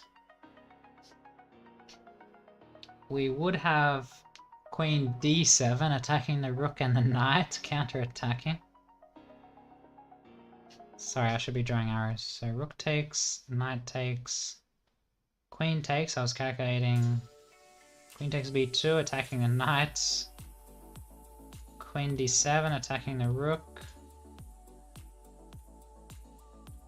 and the knight. Ah, but there's knight f6, defending the rook and attacking the queen and attacking the knight. So we'd have to drop back with the queen and we'd still be down a pawn.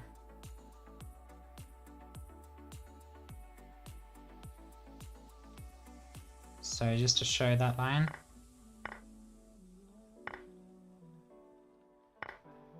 I thought this was good for white. We can also take the knight actually. But if here, there's knight f6. And if we take, threatening checkmate. Probably bad, right? Very bad. We can't defend e1. We lose a pawn. Okay, so that doesn't work. So after queen takes... What do these colors mean? Which one's good, which one's bad? Rook take, pink is bad, right?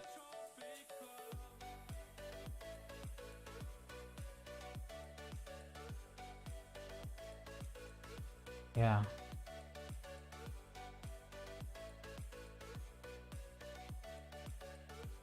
So white has to take once.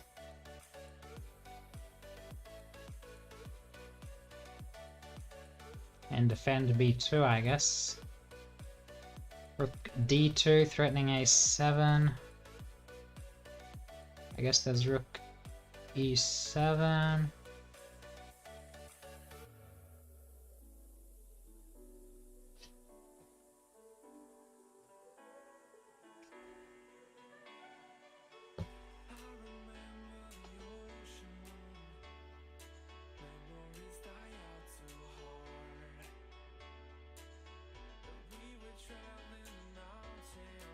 g2, g5, okay. c5, bishop c7, e5, very nice. Wait, this is a mistake? Maybe g5 is a mistake. Wow.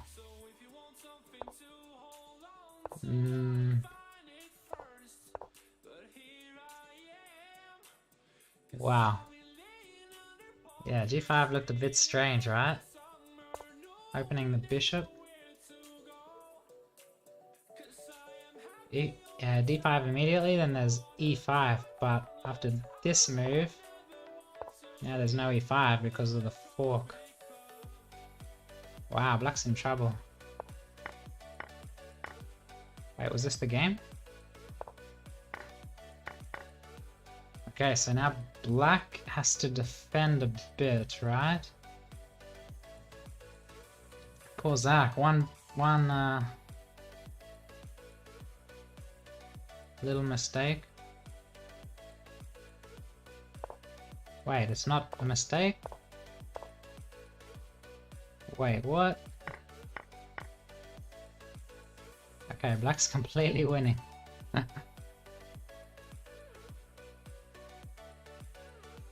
Interesting. I guess f5's coming, right? And f5 is very strong.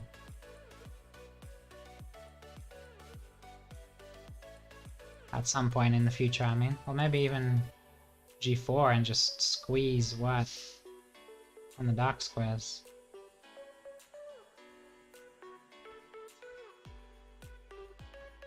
Wow.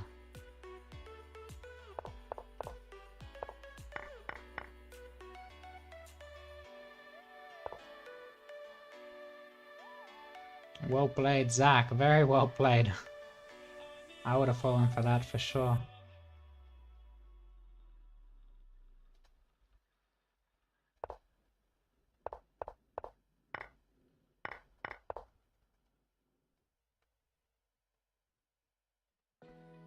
Jose's still thinking what to do.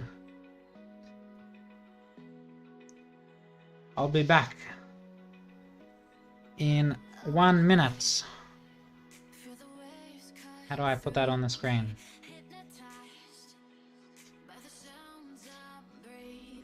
Text.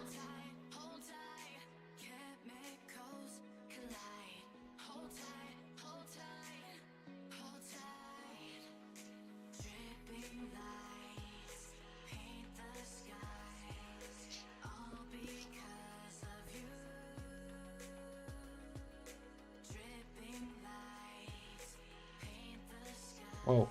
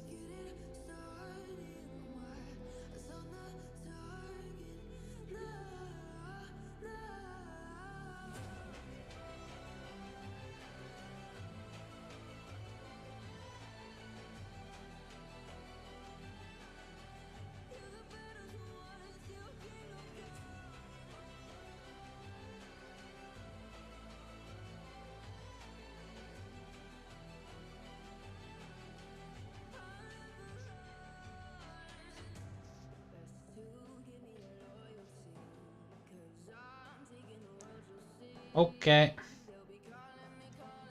Let's go, Jose. Let's go. What's going on? Uh-oh, this isn't good. Wait, what? Takes. Takes.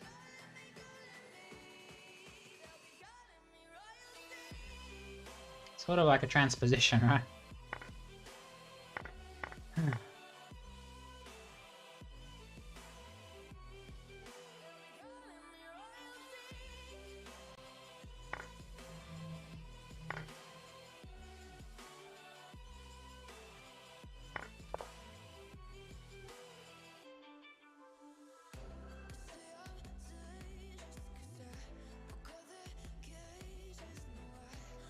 Time for a snack.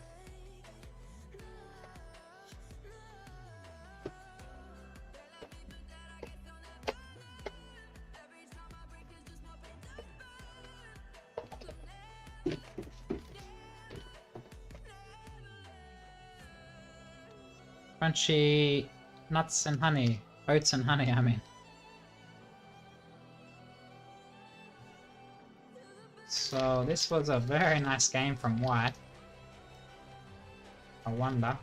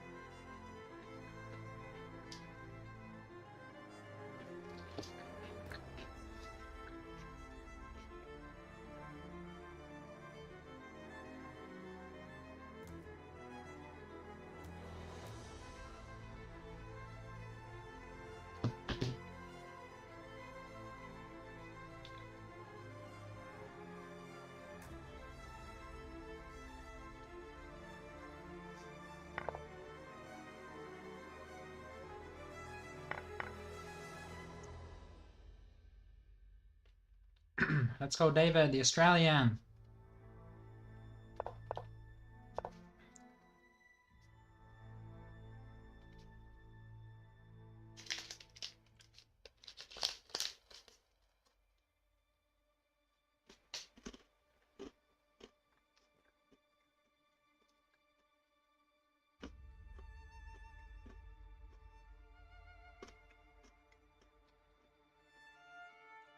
Should be even, right? 2 bishops, but no real way to make progress, I think.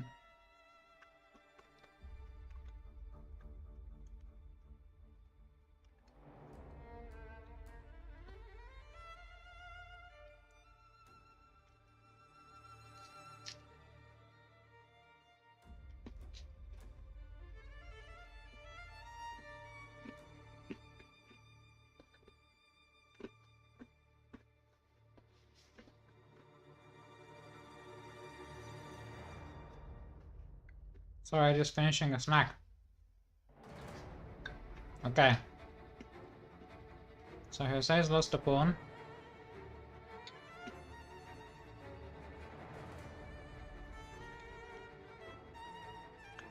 Has to take.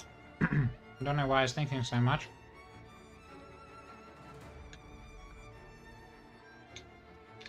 Very nice move, actually. Nice little queen sacrifice. Oops. So takes. Knight's attacked, so move the knight somewhere.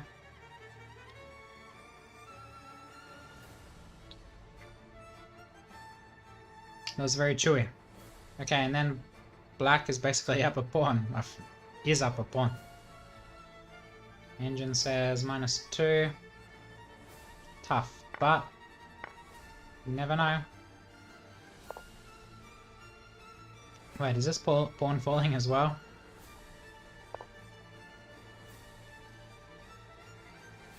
Ouch. Not looking good. The chess nerd is looking good. Big advantage for black here. Got an extra pawn for the exchange, but white is just so passive. The king... Okay, the rook is very weirdly placed here.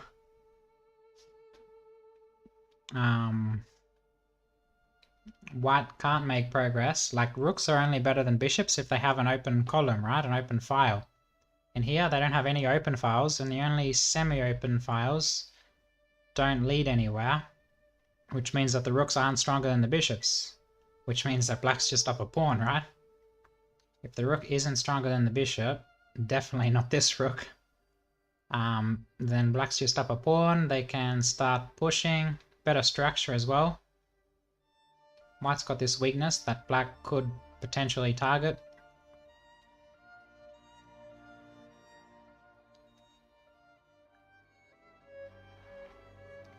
Although this bishop isn't too good, so maybe... It's not 100% clear what to do with this bishop, right? I guess it's just a nice defensive piece at the moment.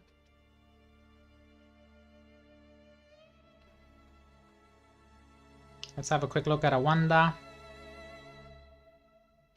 Very nice position.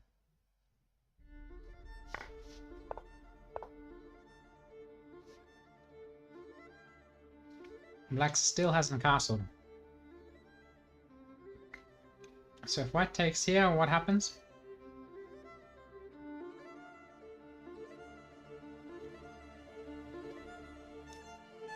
Maybe castles, right?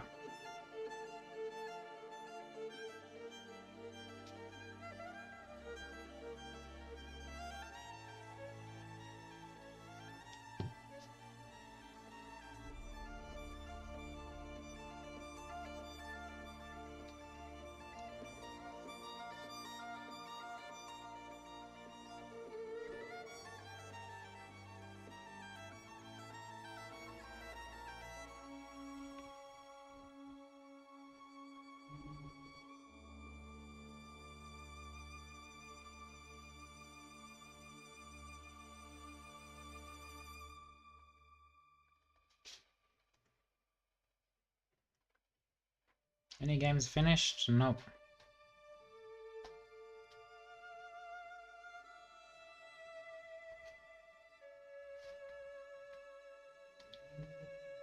Wow, +5, +6.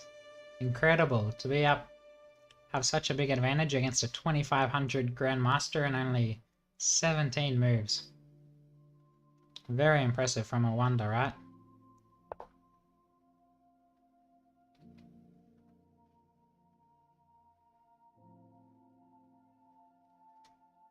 So black had to take here and just develop.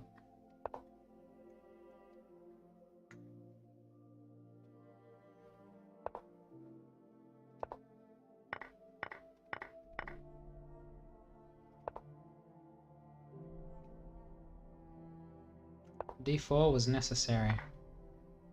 And castles, wow. Not so simple. Still can't take the rook because of knight c3, I guess. Or takes first.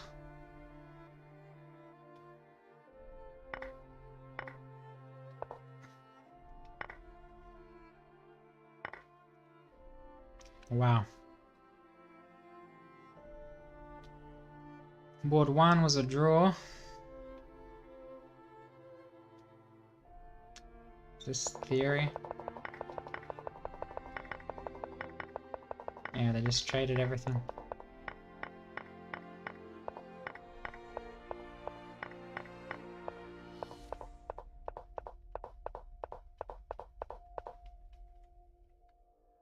Board 6 is finished and a win for white already. Wow. Let's have a look at this game.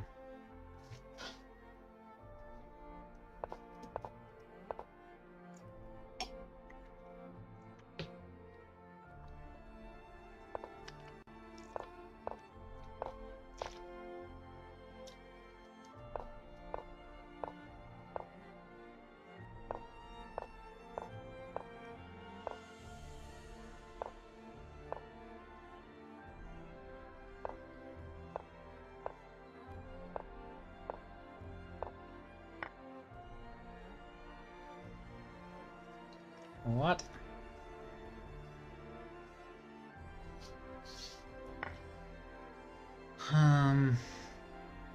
So the idea is b5 after rook takes.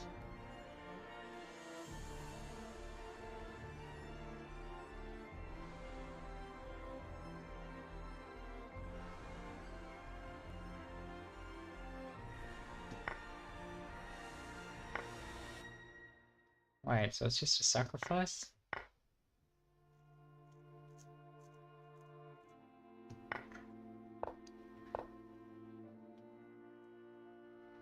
Why not b5?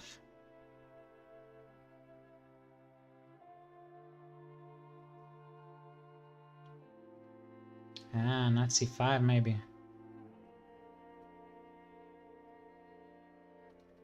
Takes.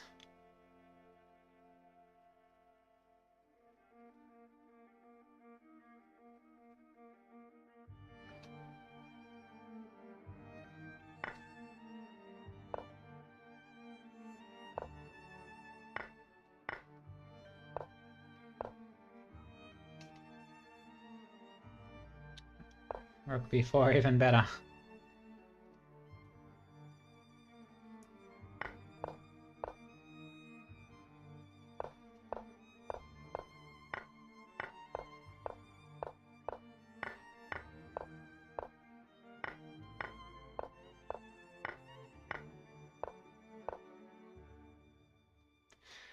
Well, that went downhill very quickly.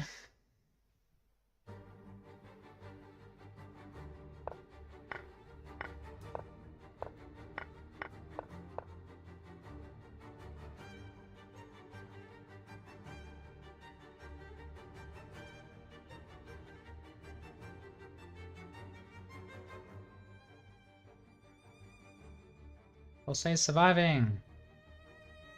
What happened?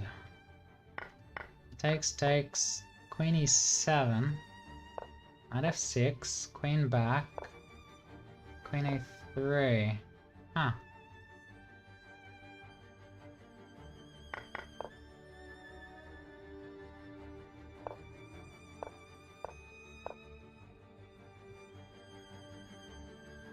And it's only +1 for black. Black had to take the queen, wow. Makes sense, right? Stop a clean pawn. And black played it in 30 seconds.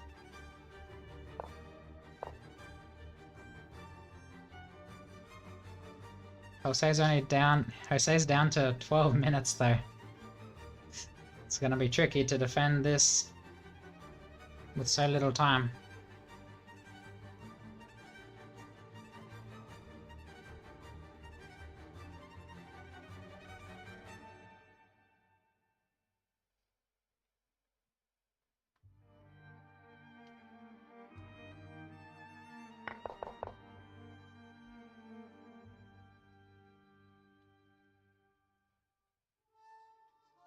Let's have a look at the broadcast view. Any crazy positions?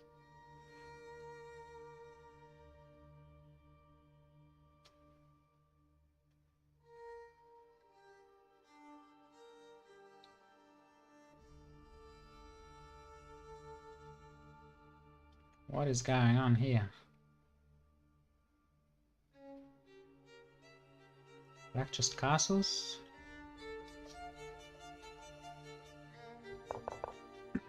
2400 versus 2100. English. Normal.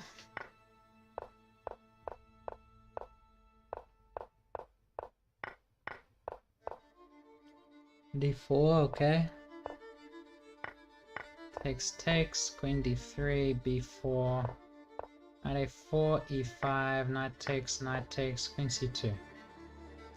So, symmetrical again. Okay, almost symmetrical.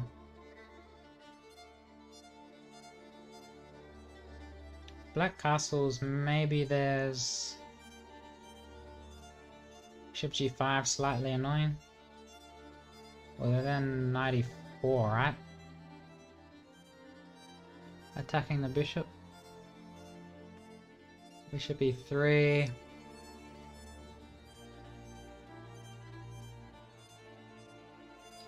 Knight d7 maybe? No, but then bishop e7, watch out. Ah, but the knight's protected, yes, so just rook e8.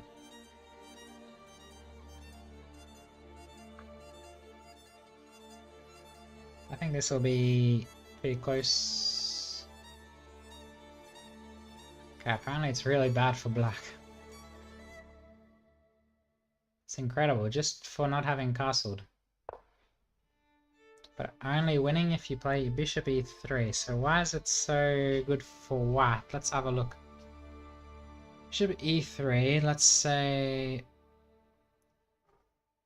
Why is it so good for white?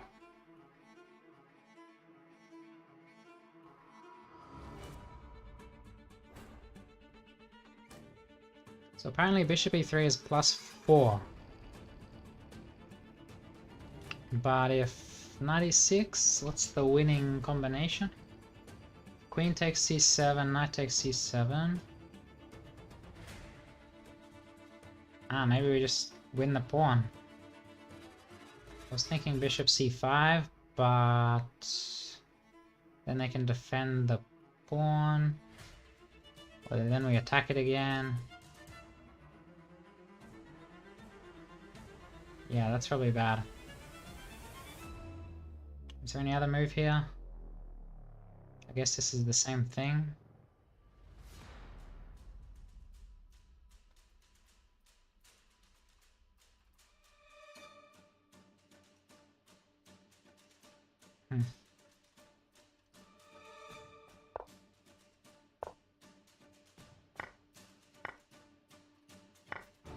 +4 just for that pawn, wow. Chess is tough.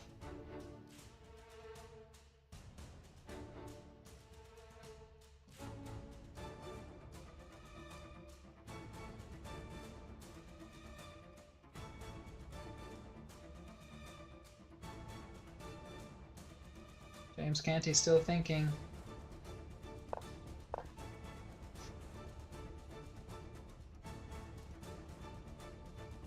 Is he really only 2100 though? I thought he was higher rated. 2139, I swear he must have lost a lot of rating. Alright.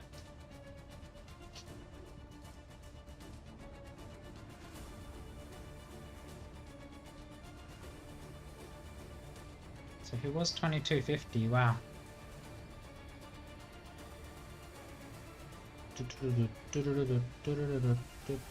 But he hasn't played that much recently, only 1 or 2 tournaments in half a year.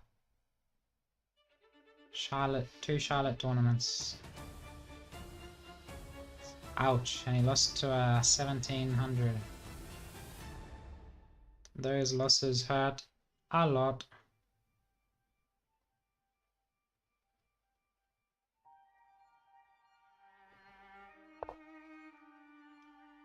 So yeah, now this knight's a very good defensive piece, right? Defending, blocking, attacking.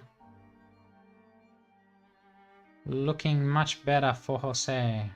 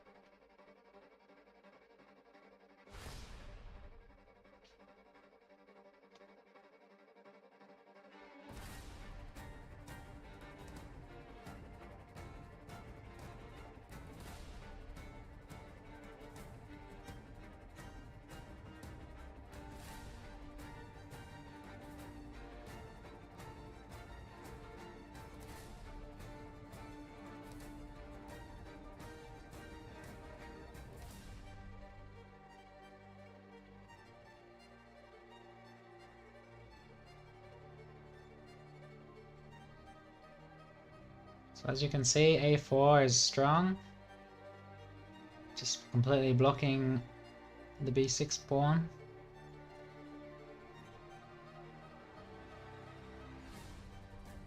White controls the only open file. The only problem is Jose's time. It's down to 10 minutes, 11 minutes for 12 or 13 moves.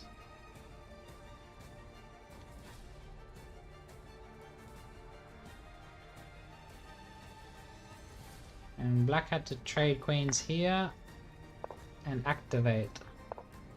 The difference is the activity.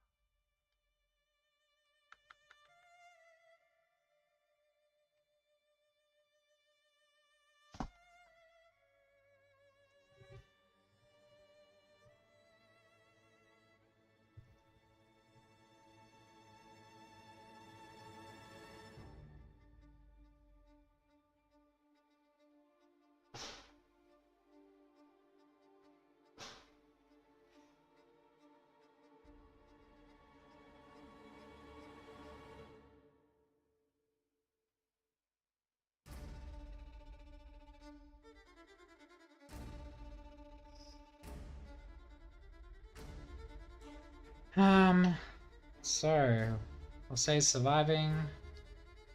What's going on here? Black played f5 immediately, interesting. Had to defend h2, and now black to move.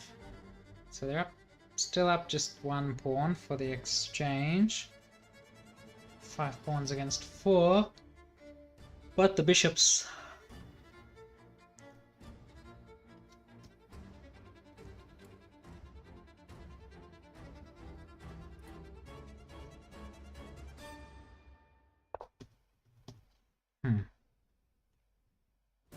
So what does black do here? Bishop h3. There's a check and you lose some pawns, right? So maybe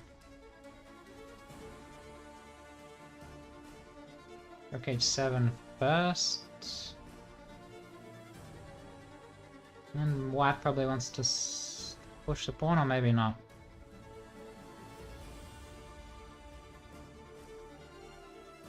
Let's have a look-see. King f6, best move. Okay. Bishop h3 is okay. Just giving up these pawns to push d4.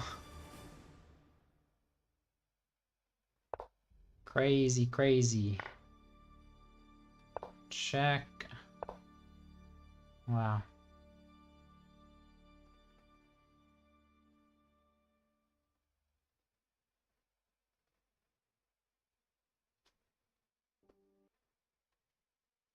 Okay.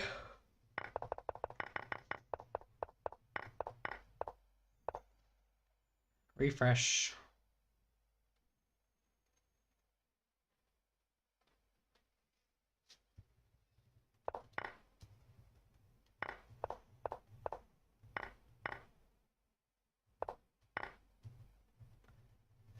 Okay.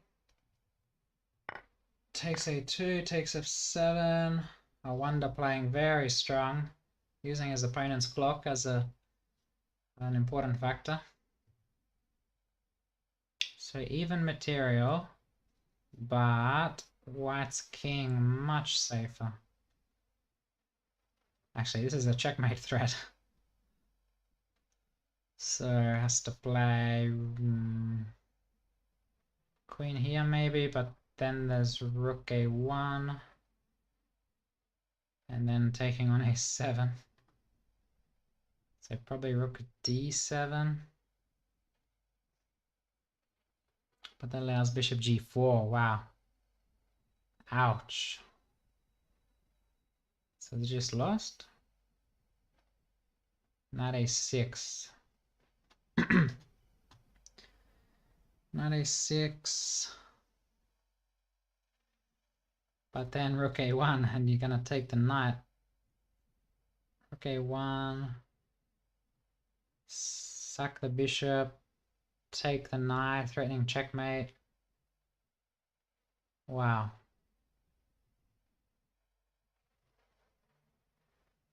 +8. Ay, ay, ay. A very precise play.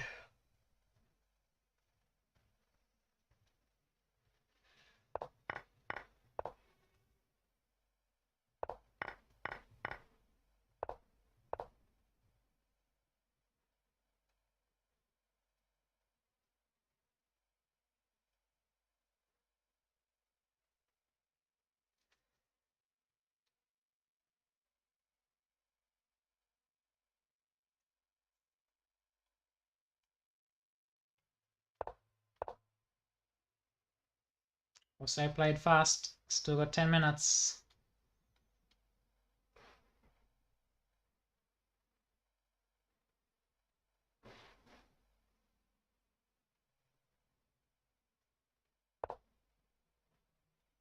No, Zach. But it's only a mistake if white plays h4 here. Black wanted to cover g7 and threaten this, I guess, but as you saw from the computer, king f6 was much better.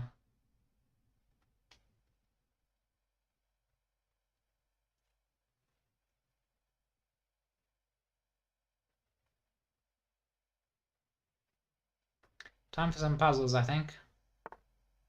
Need to stay sharp. Black to move. We can't take that. Check and take, maybe. No, but then they block. Push. Push.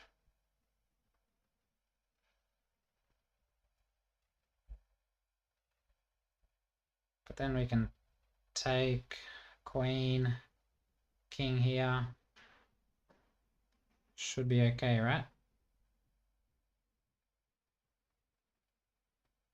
No, but then they block.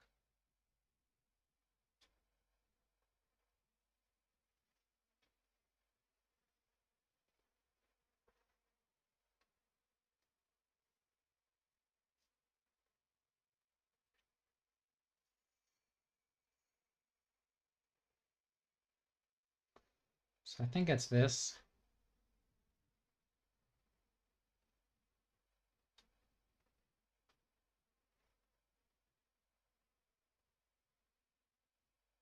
Maybe not.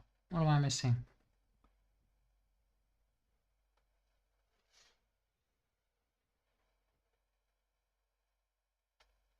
I guess that. Wow. White to move. Check. Here.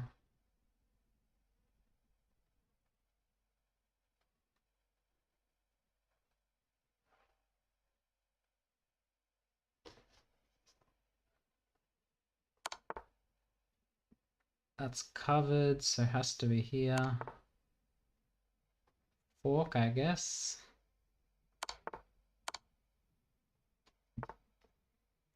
White to move.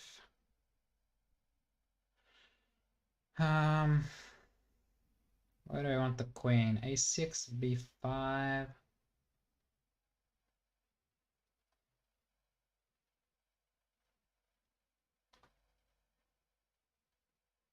A6 threatens mate in 1.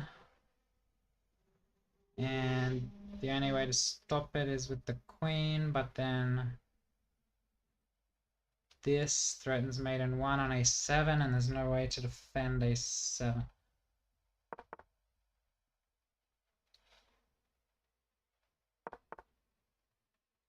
Free queen.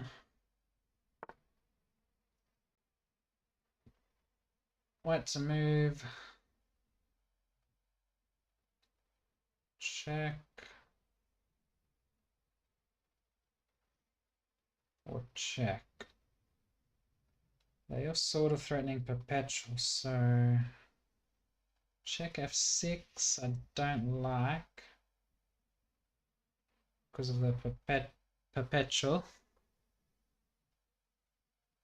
So maybe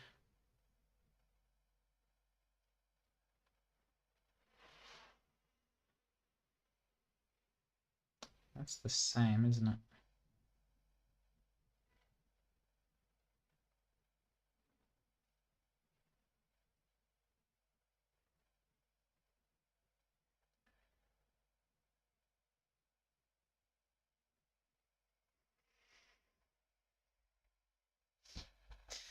Where do we go? Where do we go?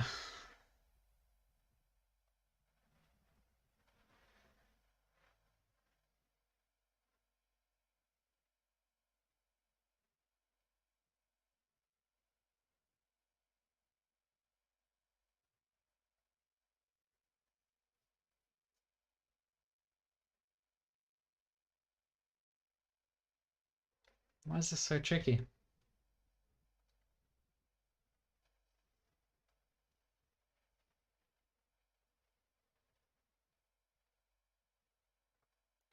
Ah, do we have to sack something else? No. Wow, that took me way too long. Very nice. Knight h5. F6, queen takes check, and checkmate. Wow, that's really nice. Because we had to stop the perpetual, right? If we couldn't spend a move to prepare something. Black to move, back rank issues, so what do we do? Down a piece as well. Check, queen takes, we've got checkmate, so pawn has to take. But then check, checkmate. That was so much easier than the last one. Okay, check. Wait, checkmate.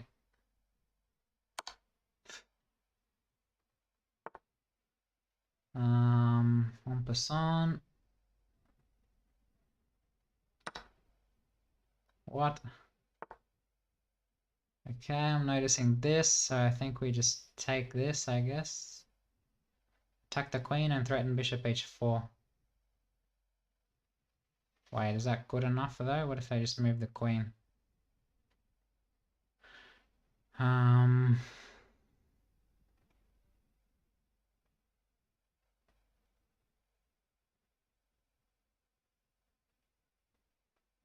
Yeah, should be good enough, because then we've got the e-file as well.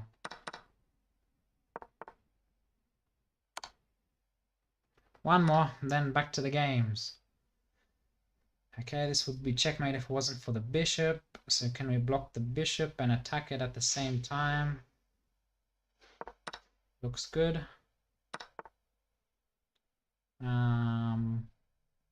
Okay, everything's sort of under attack.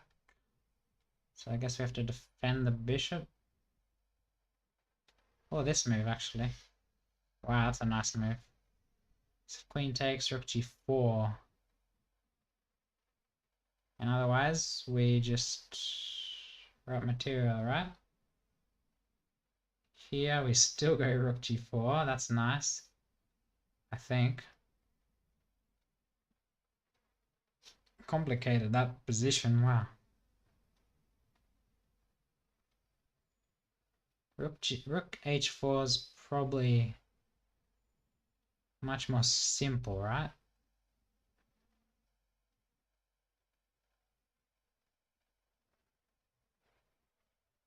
We can trade, take, and wrap a piece. That should be enough.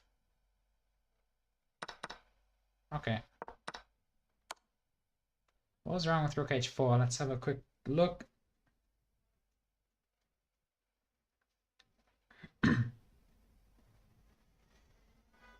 Hello?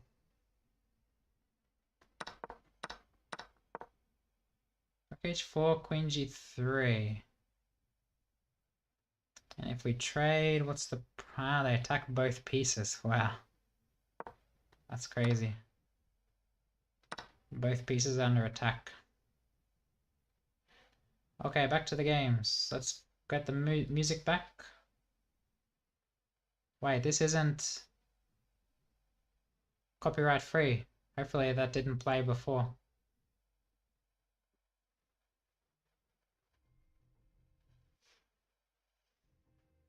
Wait, this isn't copyright free either. Was this playing before? Hope not. This is no copyright.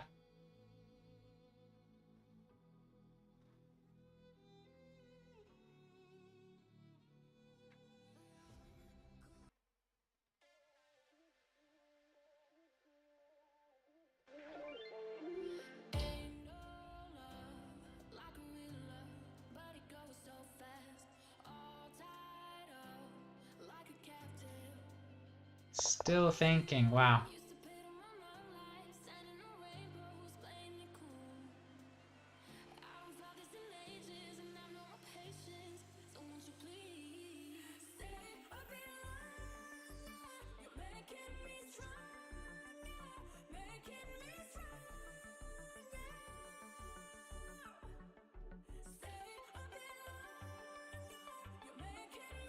"21 moves, amazing."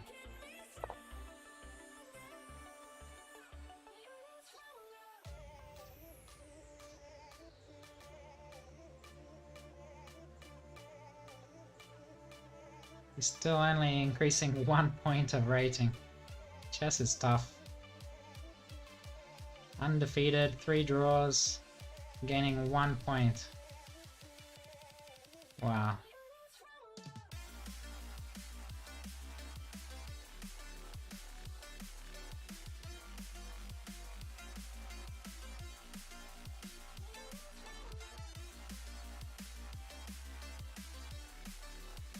How do you turn off autoplay? It is turned off.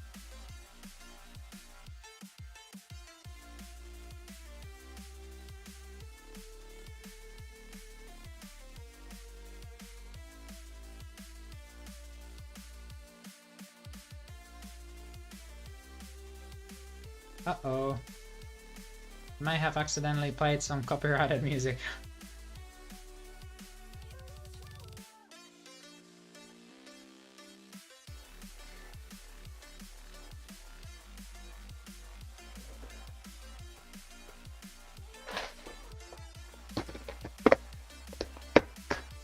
Time for some nuts.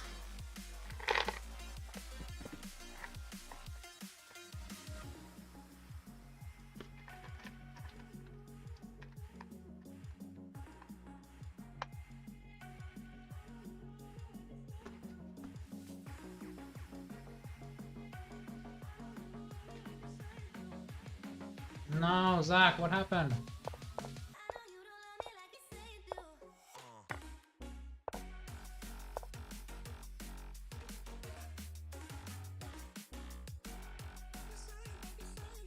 This is gonna hurt if he loses. Should still be pretty... not too difficult to hold the draw. With these pawns. But this pawn is annoying.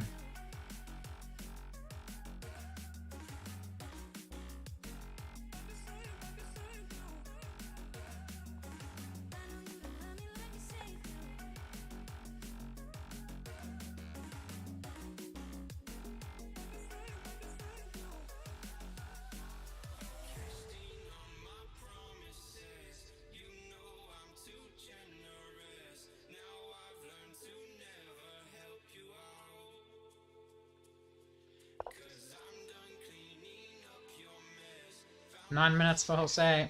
9 minutes for 11 moves.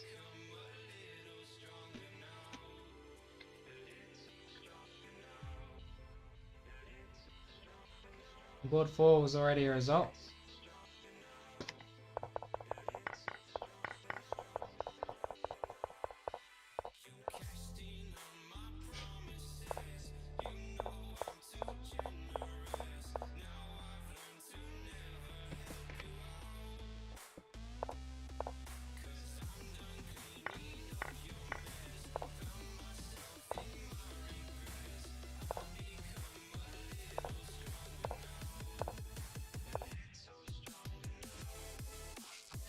This knight is just trapped.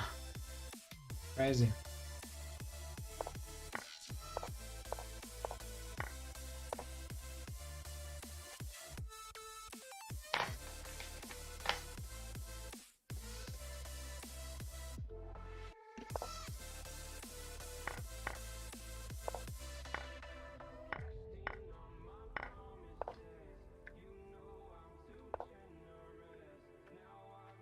Wow.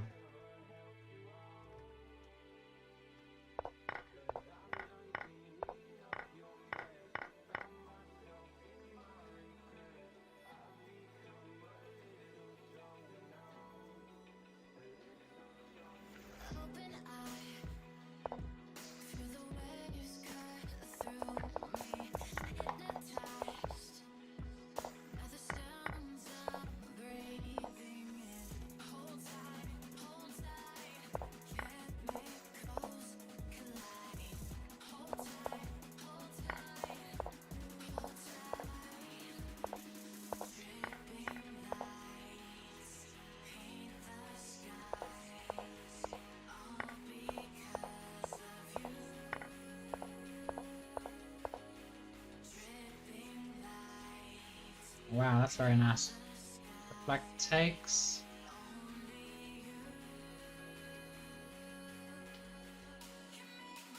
Rook c1. Queen takes.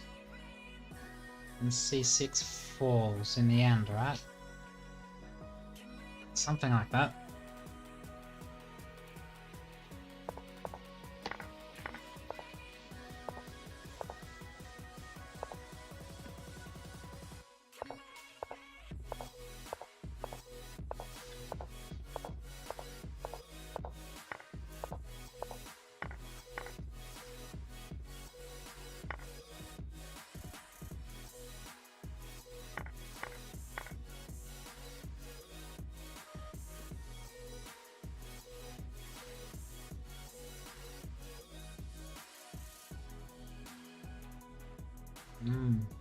Very nice. Beautiful tactic.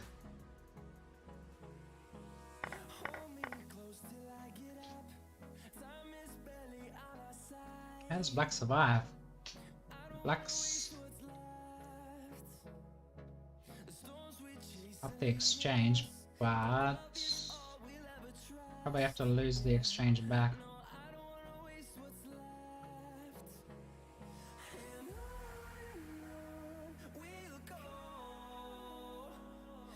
Ay, ay, ay.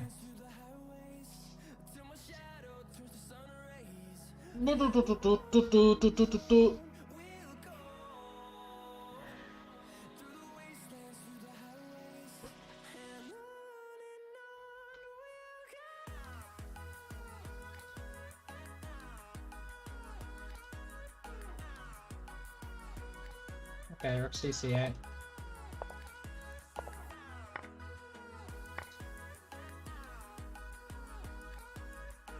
Interesting.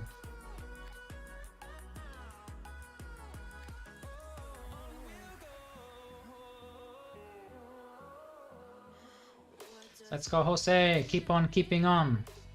Vamos, José. Voy a hablar un poco en español, ¿por qué no? Ah, sí. Caballo C3, H3, torre E6, dama B2, con 6 minutos, José, para 10 jugadas o 11. Ay, ay, ay. Sobreviviendo, pero por pelos. Ok, ¿qué está pasando? La entrada no vale, no hace mucho. Todo defendido aquí.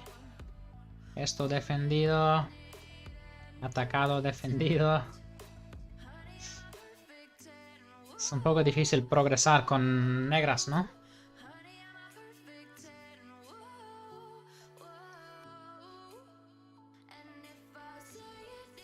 Arbo, ¿qué tal? 18 minuti. Di chi parli? Chi aveva 18 minuti? Ho bisogno di acqua.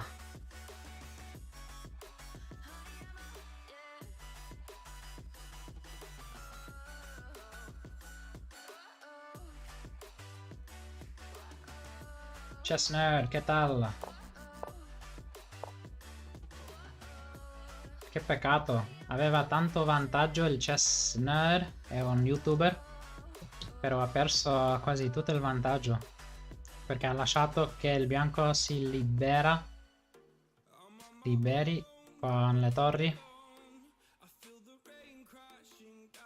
E adesso questo è già attivo, questo è vantaggio.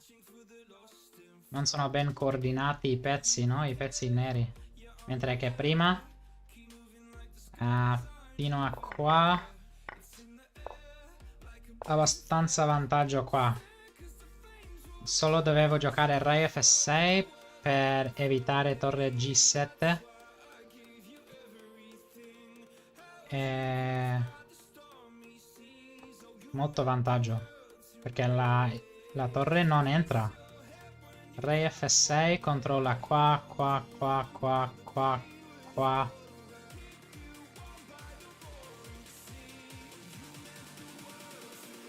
Dava più 3. Sì, è un torneo dove gioca un amico. Sta giocando. José è un amico del mio club. Circolo. E sta difendendo contro James Canty, un famoso commentatore di chess.com.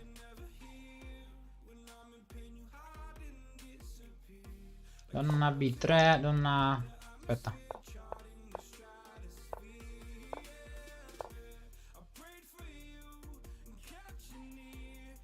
Deve giocare velocemente, no? F7. Qua. Ah, Re F7? Prima?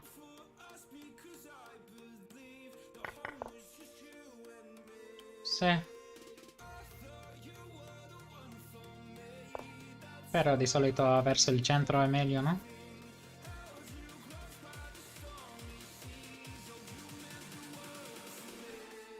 Che vogliamo anche appoggiare questi pedoni passati. Immagino. C'era una linea prima dove sacrifichiamo queste due perché vogliamo spingere.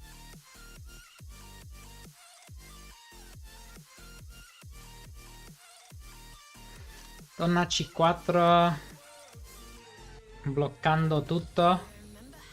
Molto attivo, ossia molto ben situata, ubicata, posizionata. Pezzi bianchi.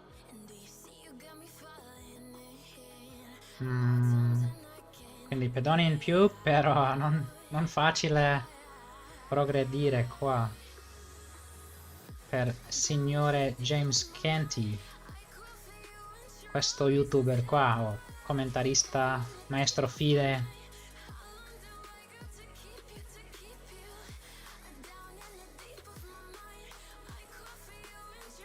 Un video contro Naroditsky.